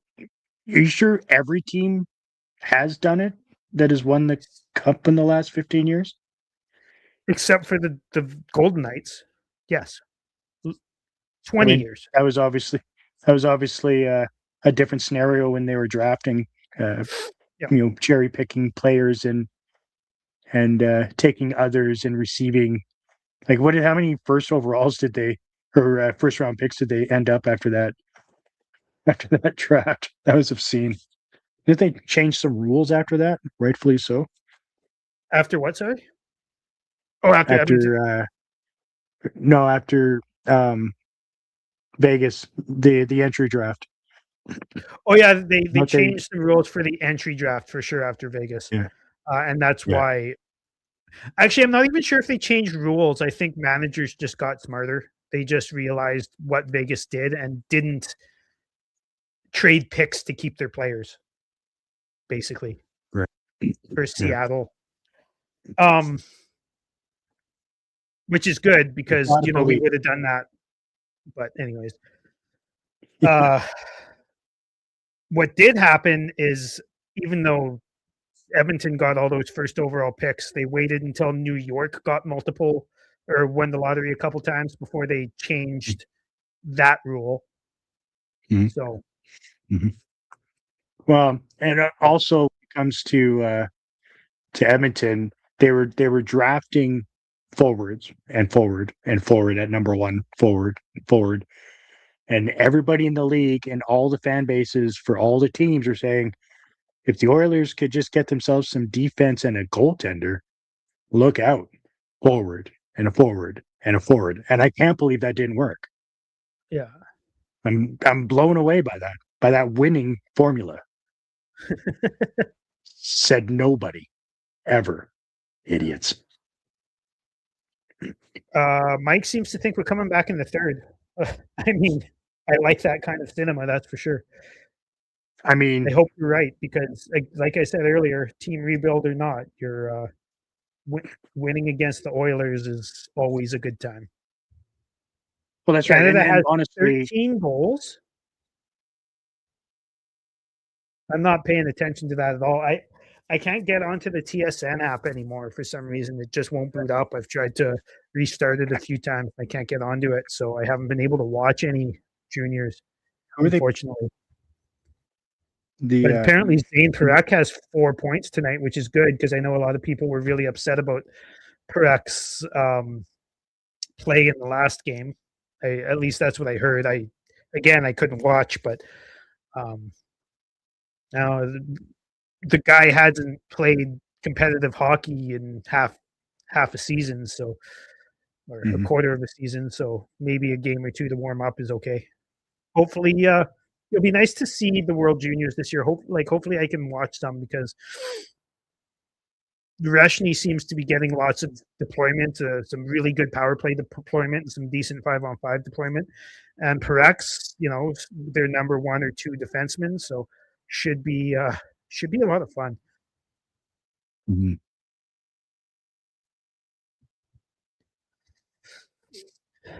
Be nice to see the Flames score a goal here before the end of the period. Who is who's Canada playing right now? Because it's I'm obviously not. not in the actual tournament. No, it's not. Kyle, who are they playing right now? 13 Like, nothing. I I feel want to like say something like like Kazakhstan or something. Slovakia. Yeah, Yeah. Slovakia, I think, right? Denmark. Denmark. Okay. God damn it. God. The the great Ruback name being the Dane is not happy with that. But go Canada. Yes. Oh, Go Canada. Go. Bouchard is in the game. I wasn't sure that he's in the game. Oh yeah, Yeah. he's taken a couple of shots. Has he? Well, Oh yeah, good for him. Good for that's his him. job. He takes shots. I guess. I guess. I do wish there was a little more parity. Like it would be nice to see a World Juniors where, you know, Denmark and Slovakia and some of these other countries where it's not just like the same 4 or 5 teams every year, where there's a little bit more parity and where there's less 13 goal games, where Mhm. it would be nice to see that. Yeah, and it's not going to happen. So you just got to No, make the best of it. Bouchard has yeah, 2 assists as well. Who would have known? Definitely not me. no, you didn't. What do we do with Perek when he comes back? That's a really good question. I was Isn't he listening going to back the on Red IR? Mile Rundown, which is Robert Munich, his podcast. I was listening to that today, and they were talking about possibly sending him back to the two juniors, back to Saginaw. Hopefully, getting him a trade to a contender. Mm. Um, I'd like to see him at least get a few games in the NHL to see how he does. I don't want to just get him back from juniors and send him right back from the World Juniors and then send him back to juniors. I'd like to see him get a couple of opportunities, and if he's not doing well, then think about that. But I don't want them to just Mhm. cut him right away. I'd like to see him.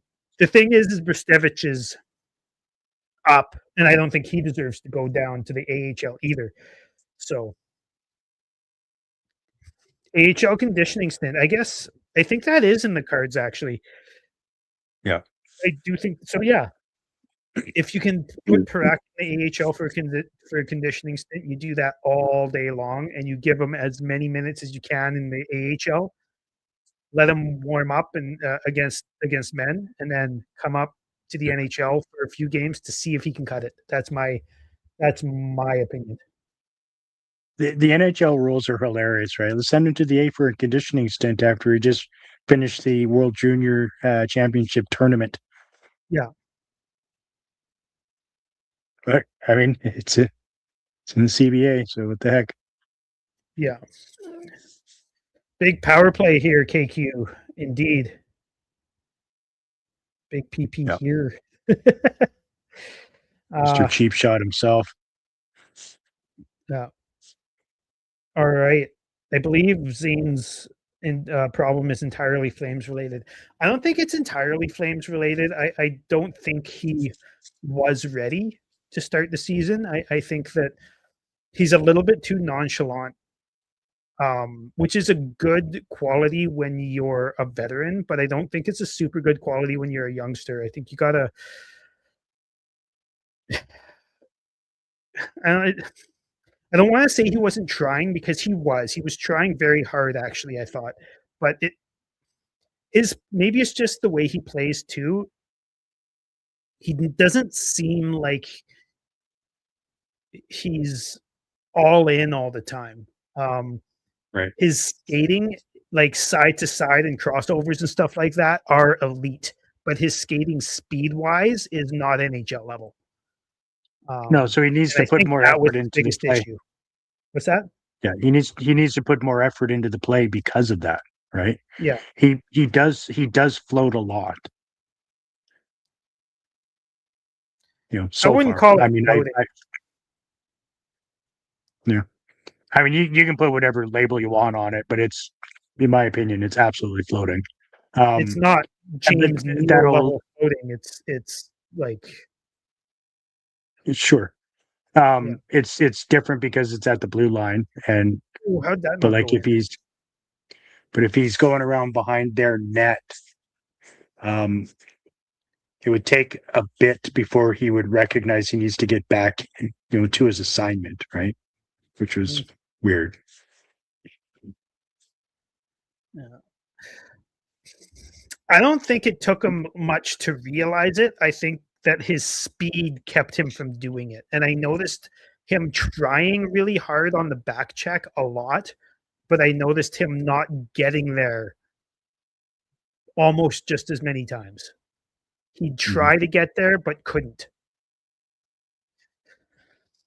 Actually, been a pretty decent power play, been a few pretty good opportunities. Yeah, I've had a couple of decent shots, but as soon as the puck goes in, close into the net, there we just don't have the sticks to sustain it. And of course, we let McDavid come out of the box and do this shit That against was Brustevich's against welcome to Brishtev. the NHL moment right there. That was one Yeah, on one with McDavid. yeah, yeah. That was unfortunate. I mean, thankfully, it didn't result in anything. But and then Yeah. Hanley trying his best to take another penalty. Um, it was nice to see Hunter Brustevich on the power play, though. I know Uyghur isn't there, so that's probably why he was on the power play. But it was nice to see him on the second unit there. He actually made a couple of Yeah. pretty nice plays, Hmm. Hmm. and then got back on defense. And actually, oh, he actually got that. Brustevich Yeah. took that. That no, that was Heim. No, that was McDavid. But yeah, Brustevich got that opportunity away from McDavid with a stick. Hmm. Yeah, I think that's what I'm like when he's behind the net, and it's not that he can't get there, is he takes too long to decide to go there. Like Mm, it's like he wants to go in front of the net first, and oh, then sees that there's no play,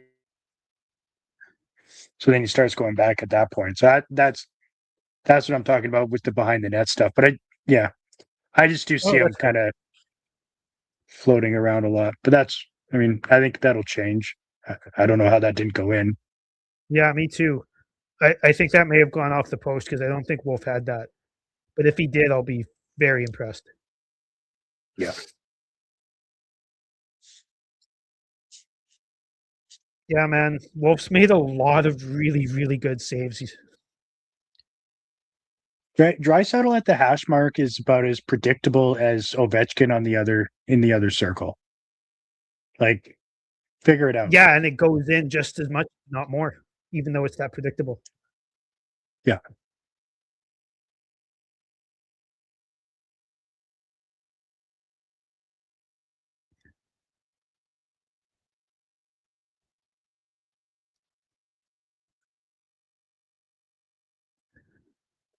And when they double your shots through two, it's not a good look. Yeah, It's tough to win games.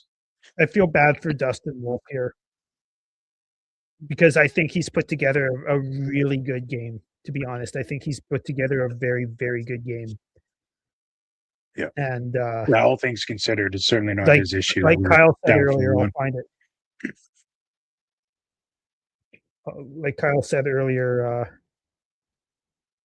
getting out talented. Yeah. Talented. Yeah. Yeah. I think the Flames are lucky this isn't 7-1. Well, there's been a couple like that one sequence there at the end of the first with Wolf standing on his fucking head. I mean, that they could have scored 2 goals in that scenario. 100%. Oh man. Well, we're going to need a big third here, fellas. Yeah, we are.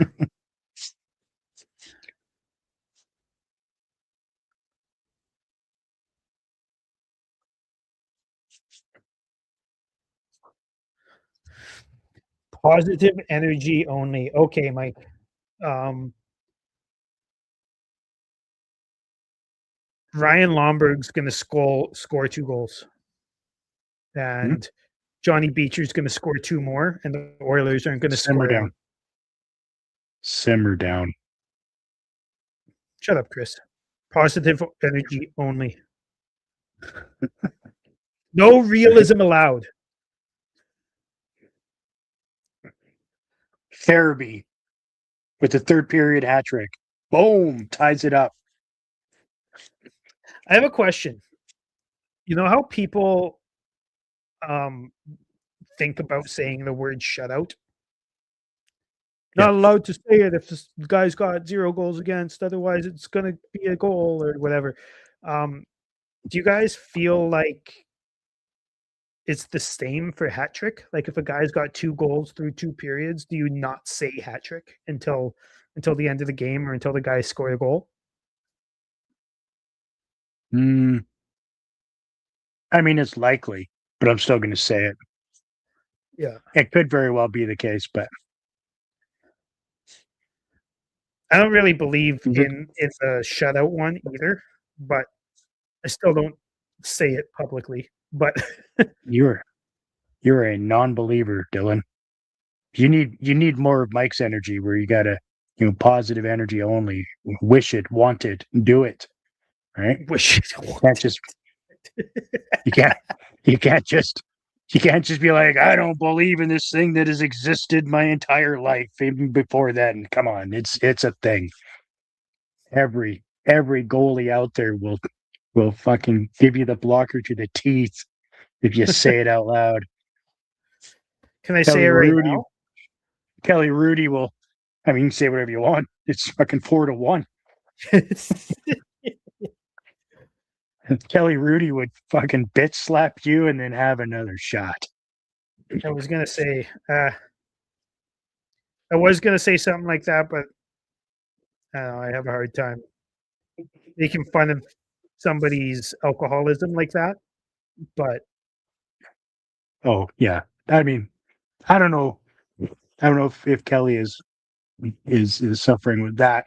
I just think he likes to drink every once in a while, a little drinky poo. There's nothing wrong with that. I don't. I hate them. Cheers. Yeah, like I feel like a bag of shit Cheers. tonight, but It's non-alcoholic Pilsner. mine isn't. Smart. Yeah. SMRT. Yeah. All right, I'll be right back. Okay. Yeah, I'm gonna do the same. Don't forget to go grab a drink and get ready for the third because it's gonna be a barn burner. Like Mike said, gotta wish it, want it, and do it. It'll happen. It'll happen. Be right back, everyone.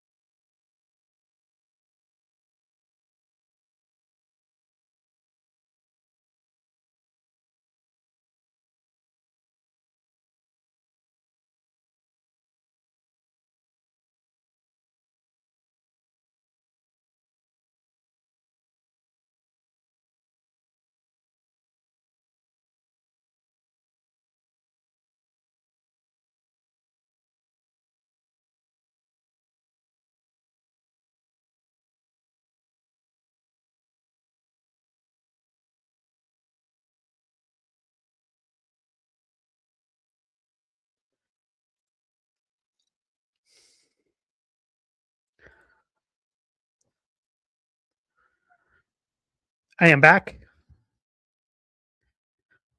Mike said something interesting here. He said Kelly is biased against Calgary. I don't really agree with that. I think Kelly has done everything in his power over the last couple years to be like unnecessarily positive about the Flames. Um, Even when they're playing awful, he tries his best to say great things about them to the point where it annoys me. Um, but there are commentators who have been like that. I just don't think Rudy's one of them. That's my opinion, anyways. I think Rudy is very much the opposite of that. Actually, he's insanely pro Calgary, like unrealistically pro Calgary. I also think he's paid to do that. So I'm curious what made you say that, Mike.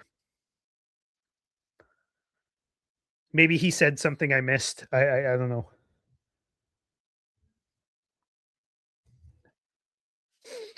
Hopefully they get back into the game real soon.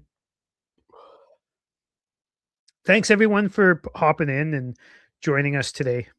Uh, make sure you head to our YouTube channel and like and subscribe and all that good stuff. Try not to be annoying with plugging that type of stuff too often, but if you want to hit us up on Spotify or Apple or Amazon or any of that stuff, we're on all of those mediums as well. So feel free.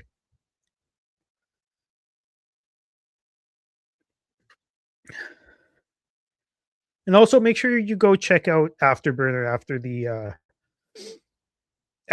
the game is done, after we're done, because that's always a great time.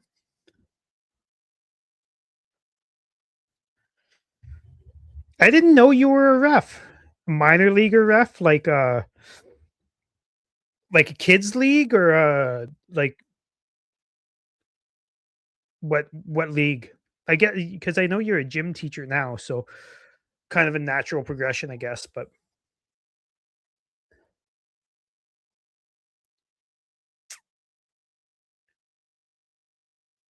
I wouldn't have thrown out Uyghur any either. Like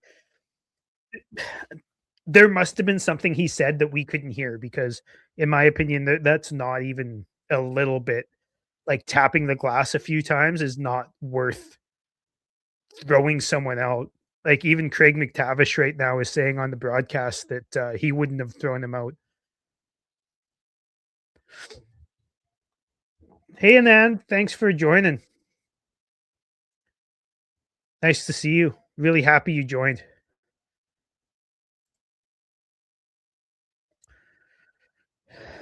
You think Rudy's been negative the last couple of years? See, I think he's negative when there's absolutely nothing to be positive about, which was a lot of last year and or not a lot of last year, a lot of 2 years ago and a lot of 3 years ago. But I don't think he's. I think he does everything in his power to find something positive. Even when there's very little positive, he tries his best to find something positive, which is fine, right? Like if that's the way he wants to be, that's the way he wants to be. It's not my thing, but I prefer realism over just ridiculous, inaccurate positivity. But at the same time, you have to splash some positivity into it. But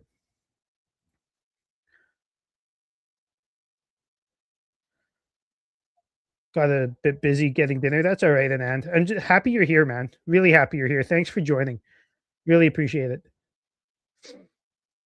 Always love your calls on post game, and we've really been enjoying talking to you on the Discord.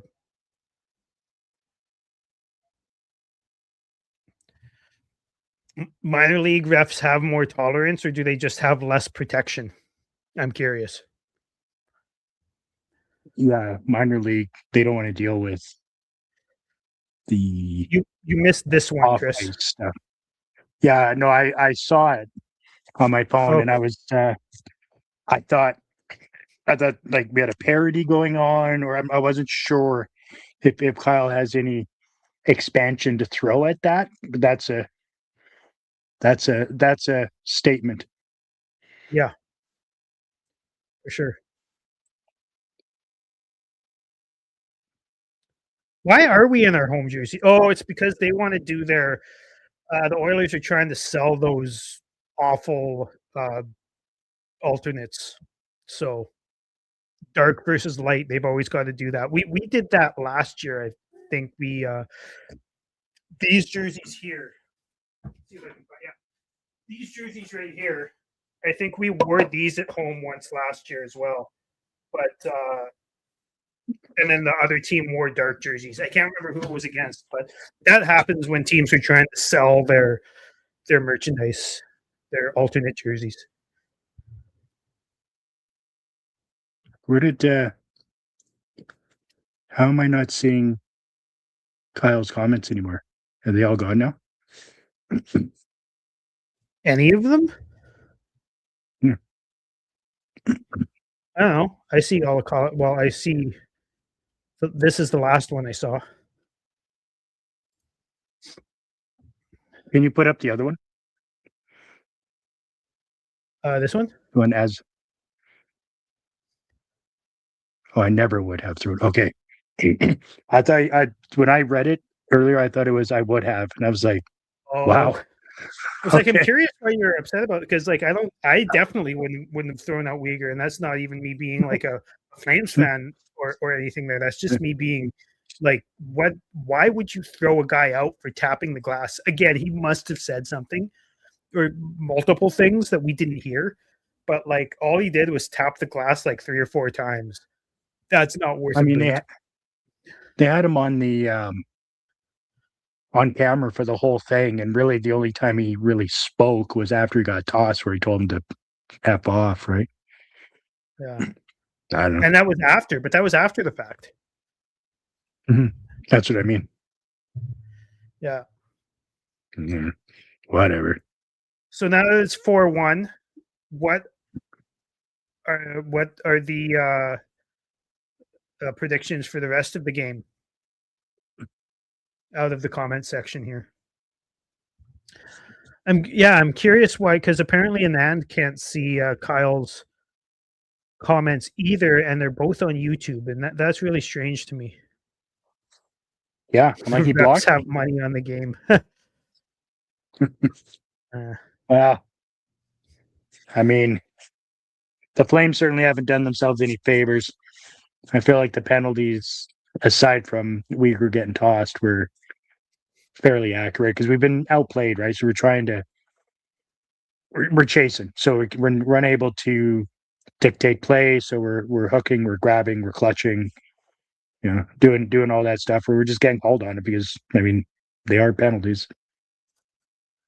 Weird. Anand can't see Mike's chat either. Can you I can see maybe Mike. try and I can't see Kyle. refresh? What's that? You can't see Mike's either. I can no, I can see Mike. I can see an end. It's and even on my phone, I can't see Kyle. Is he still in? Huh, Is he still in here? that's strange. I'm sure Kyle's still in here. I'm not sure, but I'd say he probably is. Um, and then says, I hope they at least win on Saturday. Well, it's not over. Um, the Oilers have been playing well, but their goalie is not good. And their defense is better of late, but still not good. So I don't know. Yeah, Kyle's still in here. I don't know if you Yeah, can see that. I saw that one. Yeah, saw that one. Weird. I don't know. Thought maybe he I blocked hope me. I mean, I don't blame him. My I don't YouTube. want the Flames to lose both against the Oilers. I don't want the Flames to ever lose against the Oilers. I'd like to see them lose almost every other game this season except for games against the Oilers. Yeah, and it's in Calgary, right? So I feel like the energy will be different. Yeah. Yeah.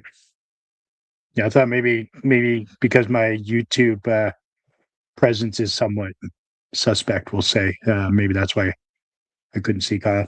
I don't know what that means, but I'll leave it alone. Probably. Yeah. I think this ends up 6-3. That's my prediction.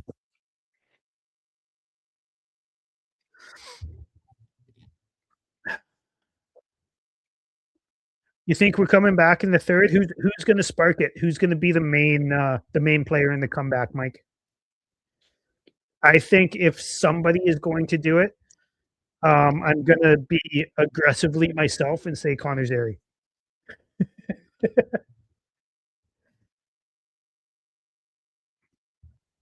It's Connor Zary. I was thinking Coleman or Backlund. Well, I mean, he's on the line, so. That's right. Realistically, though, if it's anybody, like, as much as I don't like his play usually, it's probably Kadri. He's been actually insanely invisible. Kadri has today. Kyle says Cooley on Saturday. I don't think so. There's like what 4 or 5 days here, or 4 days. They're gonna play Wolf again, and let's be honest, Wolf hasn't been bad. He's been really good. He's let in some goals, but like all of them but one have been really, really good opportunities, 2-on-1s, and he's saved way more than like way more high quality opportunities than he's let in, like way, way, way more. Yeah. All right, third period starting. Here we go. Let's do it. Let's drive home from Edmonton with at least some pride here. You know, Agreed. Mount somewhat Make of a it a comeback. game. Yeah. It'd sure be nice to have Uyghur. It's going to be 5-4, and it's going to be Ryan Lomberg sparking us. Yeah. Is that going to be a fight or some goals? Either way, it's going to lift us up, right? Yeah. I think. Are we saying Lomberg in overtime? Kidding. No. Obviously. Come on. I think Lomberg could get a hat trick. Dare to dream. Overtime. Dare to dream. In a situation like this, desperation calls for desperate measures, right? You gotta dream big. Gotta do something off the cusp and really pull the trigger.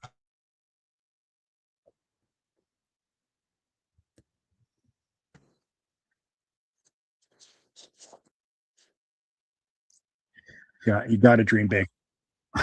It is weird to see the sexy red jerseys on here when it's an away game. Wish it, want it, do it. Wish it, want it, do it.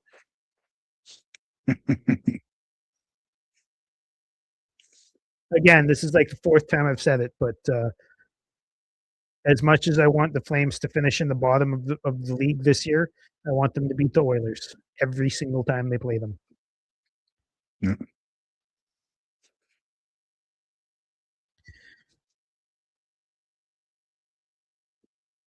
I don't know, Nan. I don't know. That just as a lifer, that logo just sparks memories of super dark days. I love that logo, and I love the jersey. I love the markings on the jersey. I love the stripes on the jersey. I'm a big Blasty fan. I know Chris hates it, but I'm big on Blasty. No Skinner to save us this time. I was laughing about that a second ago. But it's really comical that you got two third line goalies that are playing for Edmonton right now, and theoretically they're both better than Skinner. And I mean, they're on par. They're not worse. They're not worse. No. Back to Blasty though for a sec. Didn't the Flames go, like, I don't know exactly how many games they played, but weren't they uh, undefeated in Blasty this year?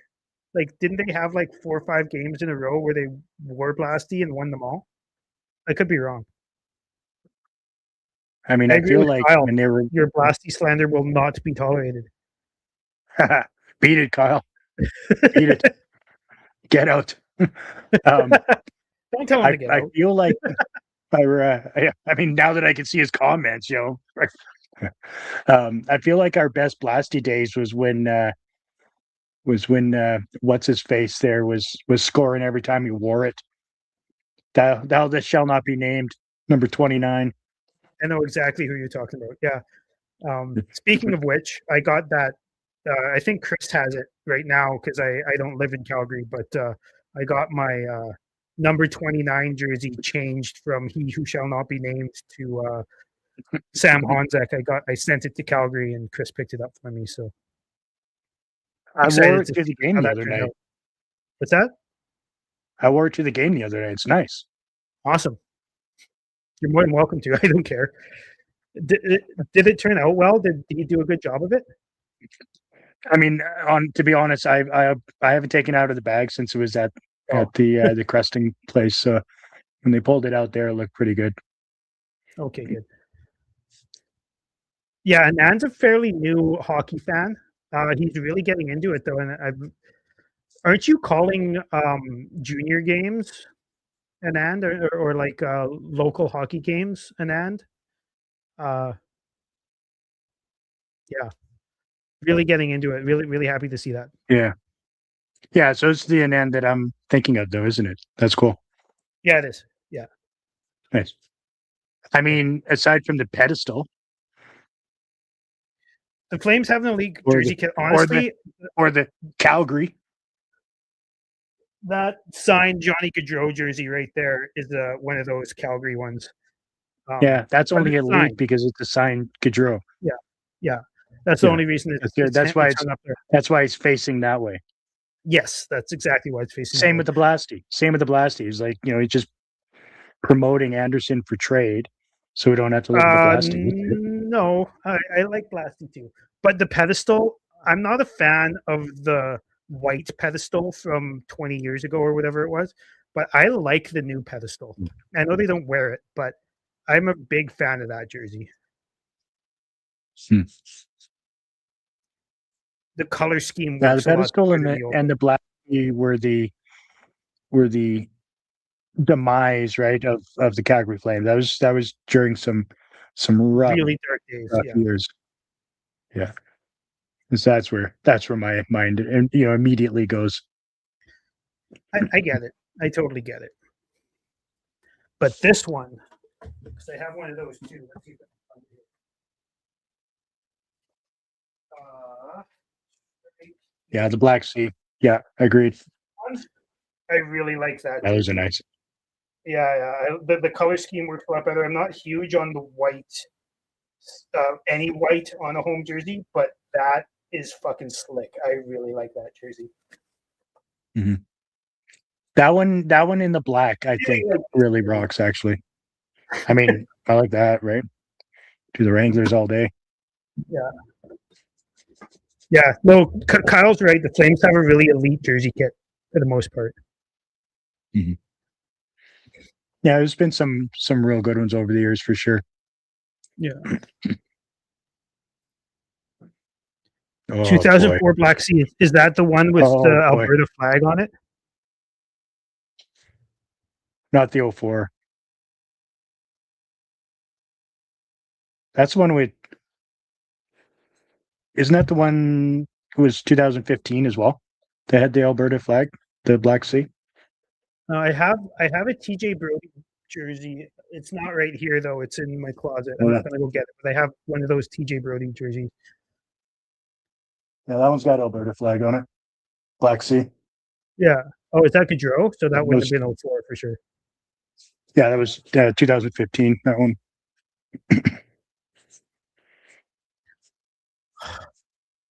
Look at McDavid. Like Yeah, he this is just what's going to blasts happen by is everybody, and then Draisaitl stands there and waits for it. Like fuck. right. Backlund or yeah, knew that was happening, right? There's your hat trick. Um, I totally thought that Coleman or Backlund were going to get us back into it with a shorty. Yeah. Draisaitl owns our franchise. I don't like saying it in those words, but he certainly plays extremely well against us. It's very frustrating that, as you say, our ownership group thinks that getting high picks is fantasy hockey when every high pick in recent memory destroys us.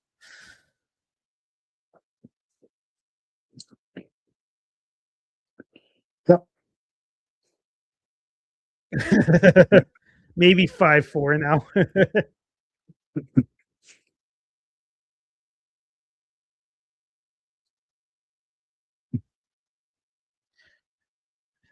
You know what, Mike? Feel free to say how you really feel. You don't have to use like silly words. You can just say Draisaitl can suck a bag of dicks. We're more than happy to say that. maybe Mike is more intelligent and doesn't have to use swear words to get his point across. I don't care. Use swear words. I'm not Mike. I know you're not.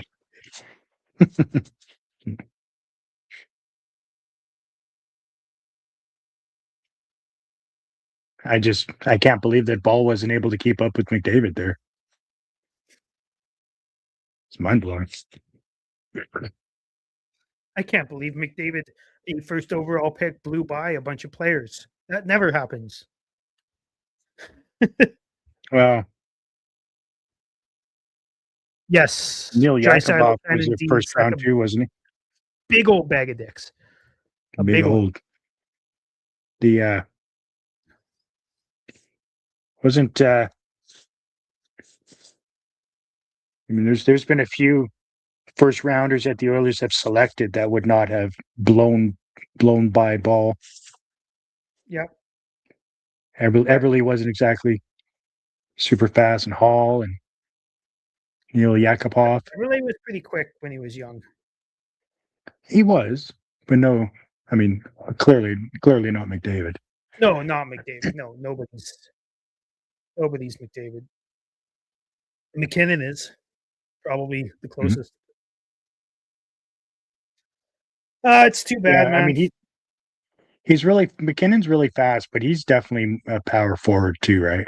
Like he can really force his way through things, and he's not that big of a man, but he's got some serious strength. I still can't believe that fucking Draisaitl trade in our fantasy league went through. Like, why would you be selling Draisaitl and not tell more than one person? Like, you could have had a fucking auction there. Just like, I'll sell them for fucking pennies on the dollar instead. Yeah, right.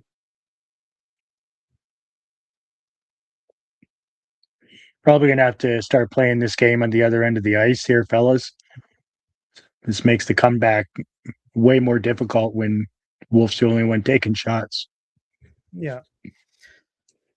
YouTube sometimes censors. I didn't know YouTube does censorship, but we swear, so here we are. You're welcome for Carlson. Thank you for Braden Point, who has a better playoff schedule. So thank you for that, and thank you for the higher pick. Hey, Mike, when we set up the YouTube channel, it's one of the options where I say that yes, we do swear, so we unfortunately don't get in front of as many people, as YouTube will limit who sees us, but we're just calling it like it is and just try and have fun, and we certainly don't take offense with it. You can call me whatever you want as well, and it's all good. That's one of the things I wanted to make sure that old that we bag of wouldn't dicks get in Mike was trouble. talking about. I truly am. Yeah, I truly am. Yeah, but yeah, I felt like it was more important to not get the channel taken down because I go on a rant and say fuck a lot. Yeah.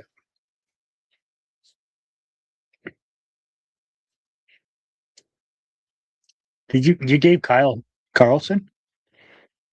Yeah, I traded. Or did you just drop him? No, I gave him Carlson, Leo Carlson, and a 7th round pick, and he gave me Braden Point and a 4th.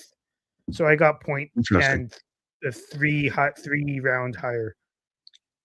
Interesting. And That's a bold essentially, move. yeah, essentially the reason I did that is because Leo Carlson has a really good regular season schedule for our league, but when our playoffs start, he has a really bad schedule, and the Lightning have a really good schedule. So, Right. kind of looking into the future a little bit. Point is washed. I think he has 9 points in his last 10 games, but washed, I guess. Yeah, but so does Anderson. That's true. Who is also washed. Correct. Actually, if I'm not mistaken, McDavid Washed up now in has 9 Great in his last like 2 or 3. Who's that? McDavid might have 8 points in his last 2 games. Yep. No, probably more than that. He's on a roll, man.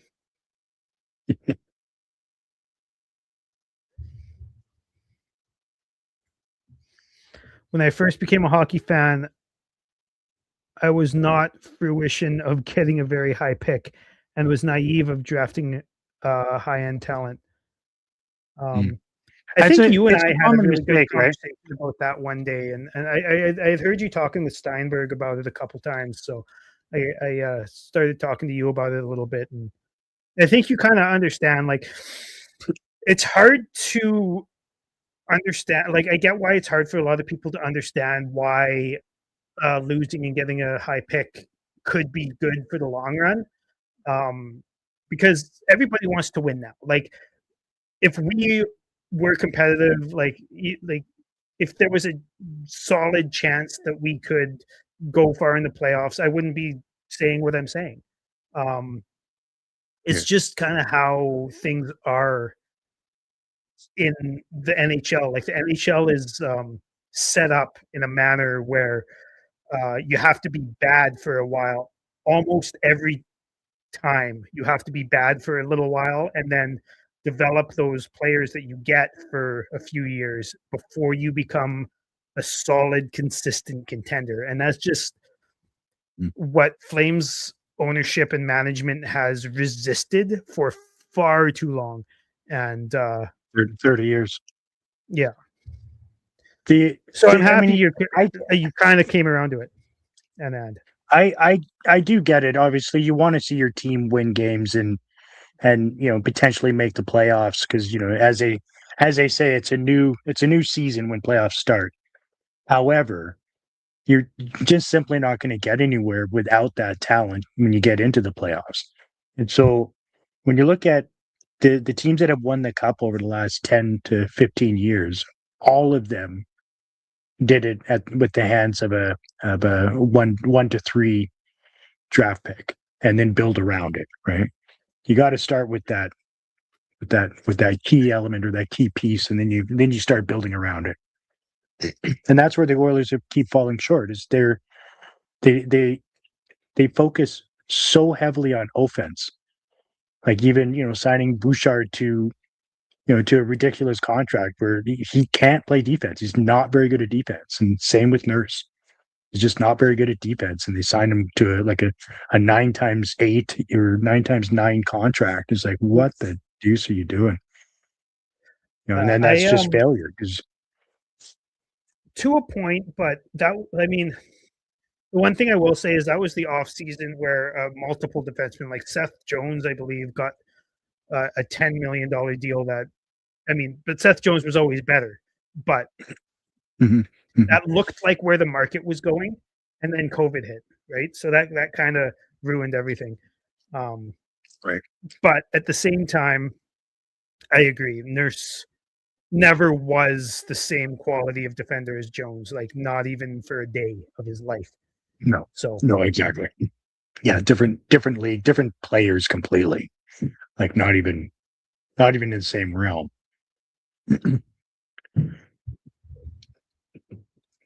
So neither one really turned out to be all that, right? I mean, it was Mike says losing doesn't sell seats, but you know what does sell seats? it's true. Superstars. How do you get superstars? The draft. Mm-hmm. Mm-hmm. That's one of the reasons why the Flames were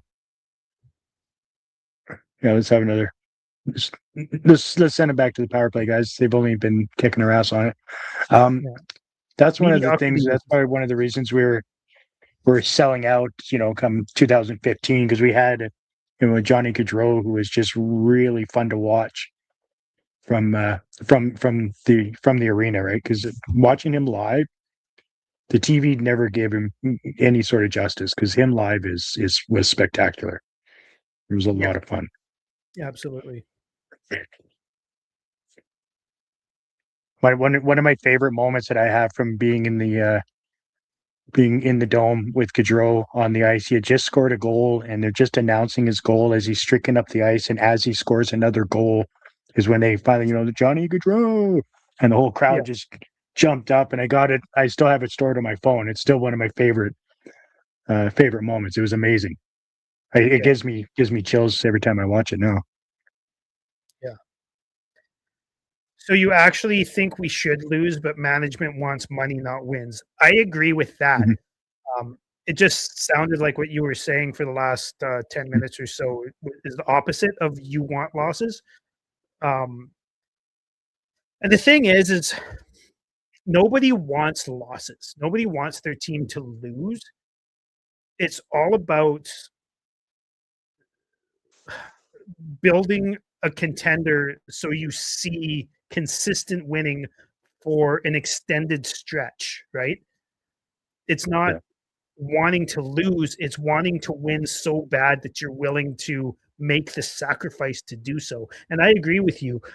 They want money, not wins. And I just think that they kind of misunderstand that being mediocre, especially now and in the next couple of years, it's going to be worse than being bad money wise. Um, Nobody wants to buy a Huberto jersey. Nobody wants to buy a Hanley jersey. Um, you know, Right. it, But you also have to understand that you make the bulk of your money as an owner in rounds 2, 3, and 4. And the fact that the Flames have only played the second round, I believe, just 2 times in right? the last 20 years, Yeah, like they're they went on this make the playoffs or sneak into the playoffs, get knocked out in round one, and then next year don't make the playoffs, and then next year make the playoffs, get knocked out in round one, and they did this back and forth and back and forth, and that's why Dylan and I had an episode just called the mushy middle, right? It's just there's just no consistency, and it's just okay, fine, they finally made the playoffs. It's it's always exciting on the first game when you're at the dome, but then it just fizzles, right? Especially when we're going up against like Anaheim during their heyday, and yeah. Colorado. That series was a joke, especially that last game where they just had zero effort. And like Anaheim had Corey Perry and Ryan Getzlaff and a bunch of players who were drafted high, and Colorado had McKinnon drafted first, McCarr drafted fourth. I think Rantanen was drafted second or third or something like. Yeah, It's just like it's obvious what needs to happen. Um, yeah, you really. look at the dynasty or borderline dynasties of the Kings with Drew Doughty and Anze Kopitar and the borderline Yeah. Dustin Brown. dynasties. I don't think he was a high draft pick. Maybe he was, but No, he wasn't. No, it's the true. borderline dynasties of the Blackhawks who had Taves and Kane drafted really high, and the Penguins, Crosby, Malkin, Fleury, all top 3 picks. Most actually, were they all top picks? They may have all been top picks. Maybe not Malkin, but either way, like Right. you know, Tampa Bay, yeah, they drafted Kucherov late, but they drafted Stamkos first overall. They drafted Hedman second or third. Like all of the teams that are consistently competitive have those high draft pick. At least one, if not two or three, in their organization that are homegrown, right? They're homegrown players that they drafted. And even some of them traded some of those other players, like, and then brought in other guys. Like, you know, it's hard to argue with the fact that we need to get a couple of high picks, in my opinion. I mean, obviously, it's not hard to argue because everybody fucking does, but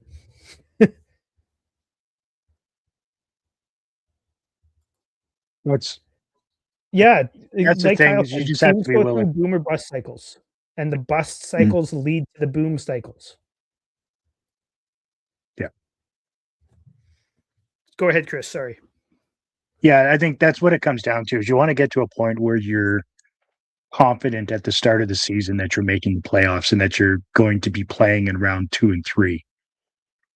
Right. That's where you want to be. And then you have a chance to be playing for that fourth round. I obviously despise the Oilers, but I envy their fans to a point. I don't want to be a part of their fan base, obviously, but I kind of Yeah, envy their fans calm because down. they expect they expect conference finals. That's what they expect. Now, They can go now, through a losing streak to start the season every year and be like, it's all good. Who cares? We're gonna make the finals, and that's what they do. Dylan, their fan base expects to be making the final in every season the Oilers have been in the NHL. That's fair, but you know what I mean. Like They're this. not They're the just their city of fan base, champions. their They're the city of the champions, media. Dylan. You Everybody don't get expects to. the Oilers You to make don't the play. become the self-outright city of champions without greatness forever. Every year, Cup City of final, baby. losers.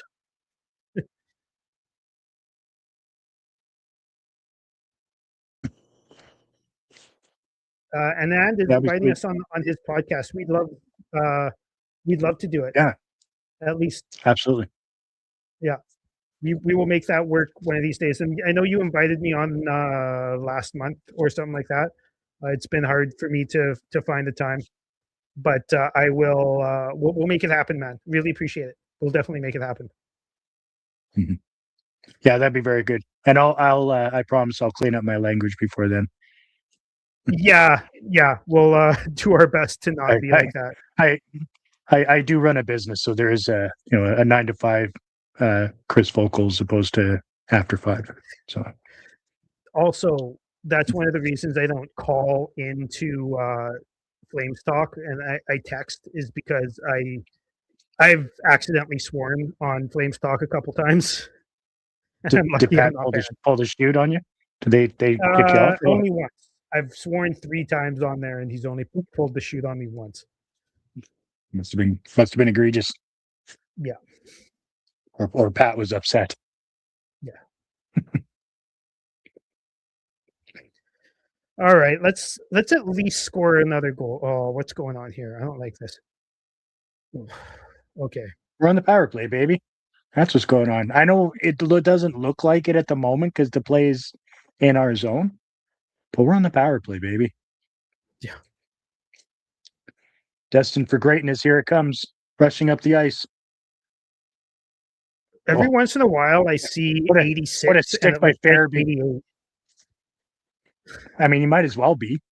Did you see? Did you see that pick? He just stole it from McDavid. Like McDavid was a schlum. Yeah. Like just 5-1 with under 6 minutes left in the game. Does McDavid need to play every second to finish the game out?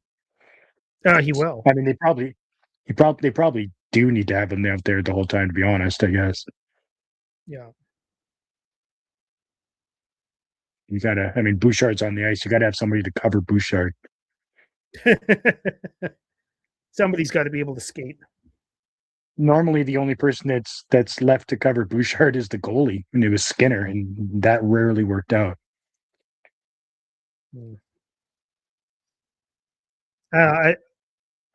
That's going to be offside if that goes in. So, Yeah, I mean Skinner's awful, just like really, really awful. But I don't think Jerry is going to be their answer. I don't think they No. have a goalie who's capable of taking them far in the playoffs, and I'm not entirely sure that one's available.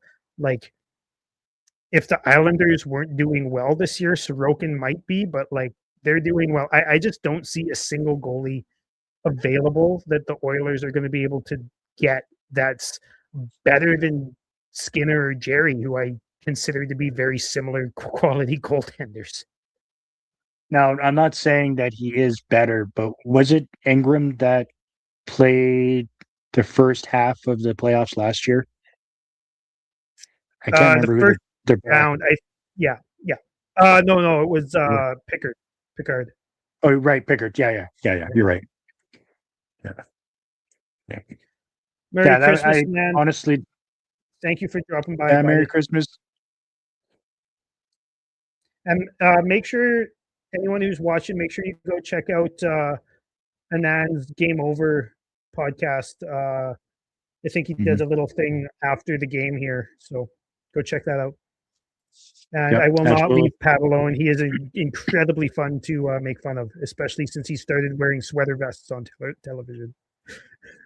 That's Pat has got an incredible face for radio. He is He really he's does. a So stand-up do I. dude. He's right. Yeah, I'm not that's me, kettle black or whatever the saying is, right? Um, but it's easy when he's going to start wearing sweater vests. It's easy to pick it apart. 39 Oh, shots to 18. I'm not entirely sure nice. that the shots even represent the quality of play. Like the shot should be like 40 to 12. Yeah, that's fair. Well, that's just how stellar the defense has been by I'm limiting them to under 40. yeah. I'm happy we had so many people in here today to chat, especially in the third period there. We had quite a few people Yeah, it was come fun. in and chat with us. It was a lot of fun. We don't With do with this super often. We try and do it as much as we can and really appreciate when people join us. It's a lot of fun. with just over 2 minutes left in the game, I can see why people are dropping. I don't blame them. Everybody's getting ready to finish up their wrapping. I'm sure there's a couple of guys that were in the chat are probably heading out to the mall first thing in the morning to start their Christmas shopping, right? So you got to really get on it. You got a very narrow window when you don't plan properly. Yeah, I've got to get up and go to work tomorrow, so I'm not even going to be able to go and check out Afterburner or the Flame Stock post game show or anything. I usually do both, but yeah, I don't think I'm going to be able to do that today. I haven't done that in a while. I should probably do that. That's how I quit listening to the fan. I'm out of the loop on a bunch of things. Yeah. Amazon is a Mike, lifesaver. Amazon is a lifesaver. I always end up doing them in the morning if I can't do them during like right after the game, but I still try and do them after the game. Kadri's been super meh today. Like he's had a fairly decent season, but he's been He's bad been today. completely invisible. Completely invisible. And the times that he has been noticed, he's just been completely ineffective. Yeah.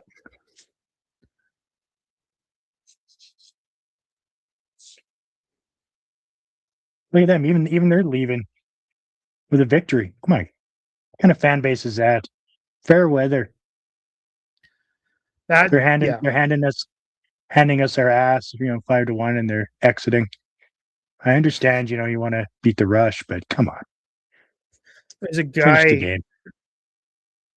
There was a guy on the Discord there who was talking about, or he went to the Vegas game and the Flames were winning, and he's like, "Oh, this isn't even a very entertaining game," and he left after 2 periods. He left in the second intermission without having to work the next day or anything. I'm like, why did you buy a ticket? Like the Flames are winning a game against one of their biggest rivals. Like, yeah, what? I've done that in the past. I've been at a Stamps game, so it's like, we're down by a bunch, so we're out. So you start walking, and you got this long road where you can still hear everything that's going on. You get 40 feet from the stadium, crowd erupts. It's like, damn it. And you get another 100 feet from the stadium, crowd erupts again. And by the time you get to where you're going, you look at your phone. It's like, they won. Son of a bitch. Sounded exciting. I should have stayed. I'm not sure. I'm assuming that's when the next game against the Oilers is on the 27th. I'd like Saturday. to be. I'd really like to be. I think you've got some company coming into town, Chris, but I'm pretty sure I'm working that day, but I'm not positive. We'll see. If we can in the next couple of weeks, we will. I'll be at Launchpad, so come and see me there. We can go live if you want on my phone. I can just give it the old George W. Now watch this drive. Yeah. Well, I really appreciate everyone stopping by. It was a really good stream, and not to be too annoying about it, but make sure you like and subscribe and follow and all that good shit. But it's too bad we lost. As much as we're all on team rebuild around here, it's too bad we lost because fuck the Oilers. But yeah. Just fuck the Oilers, right? Let's get them on the 27th. Fuck them. I don't know if you heard what the ref just said. I think he gave one person a 2-minute penalty, and everybody else got a 10-minute misconduct and just got booted. Yeah, might as well. Yeah. Clear the house. Because Net's off and Nurse have been hugging it out.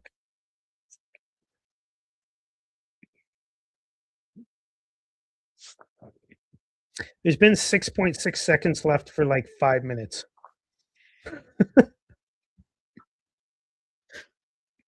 For a second there, I thought McDavid was in there mixing it up, but nah, that was foolish of me. Fuck the Oilers. I agree. Fuck the Oilers. Man, see, we give Mike permission to swear, and he's just all over it. Yeah.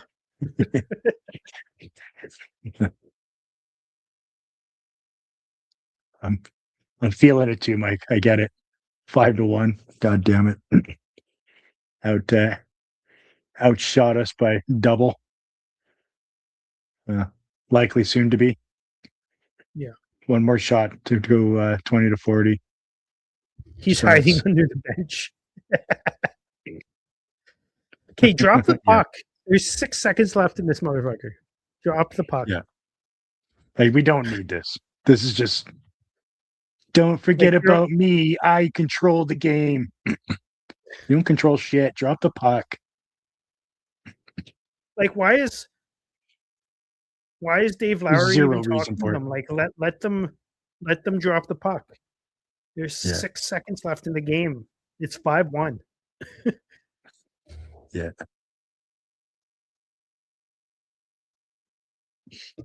Yeah. Now they're bringing Jerry into the puck too. They just want to have they just want to have it 7.2 seconds, right? Or maybe it's like, you sure it shouldn't be like 5.8? I guess they were figuring out who to send to the box. Did Lowry say something so we're getting a penalty for it? No, I think the guy who was taking the 2-minute penalty got booted from the game, so they had to figure out who they were going to put in the box instead. Right. Yeah, it's super crucial that he skates over there and sits there for 6 seconds. Yeah. All right, guys. I don't didn't get allowed to double us in shots. But I really do appreciate everyone coming in. Cheers. Too bad the Oilers won. Thanks. Fuck the Oilers. But fuck the Oilers. Thanks, everybody. Thanks for tuning in. Go Flames. Merry Christmas to everybody. Hope everybody has a happy holiday. Go check out an family. Yeah. Cheers, everybody. Go Flames.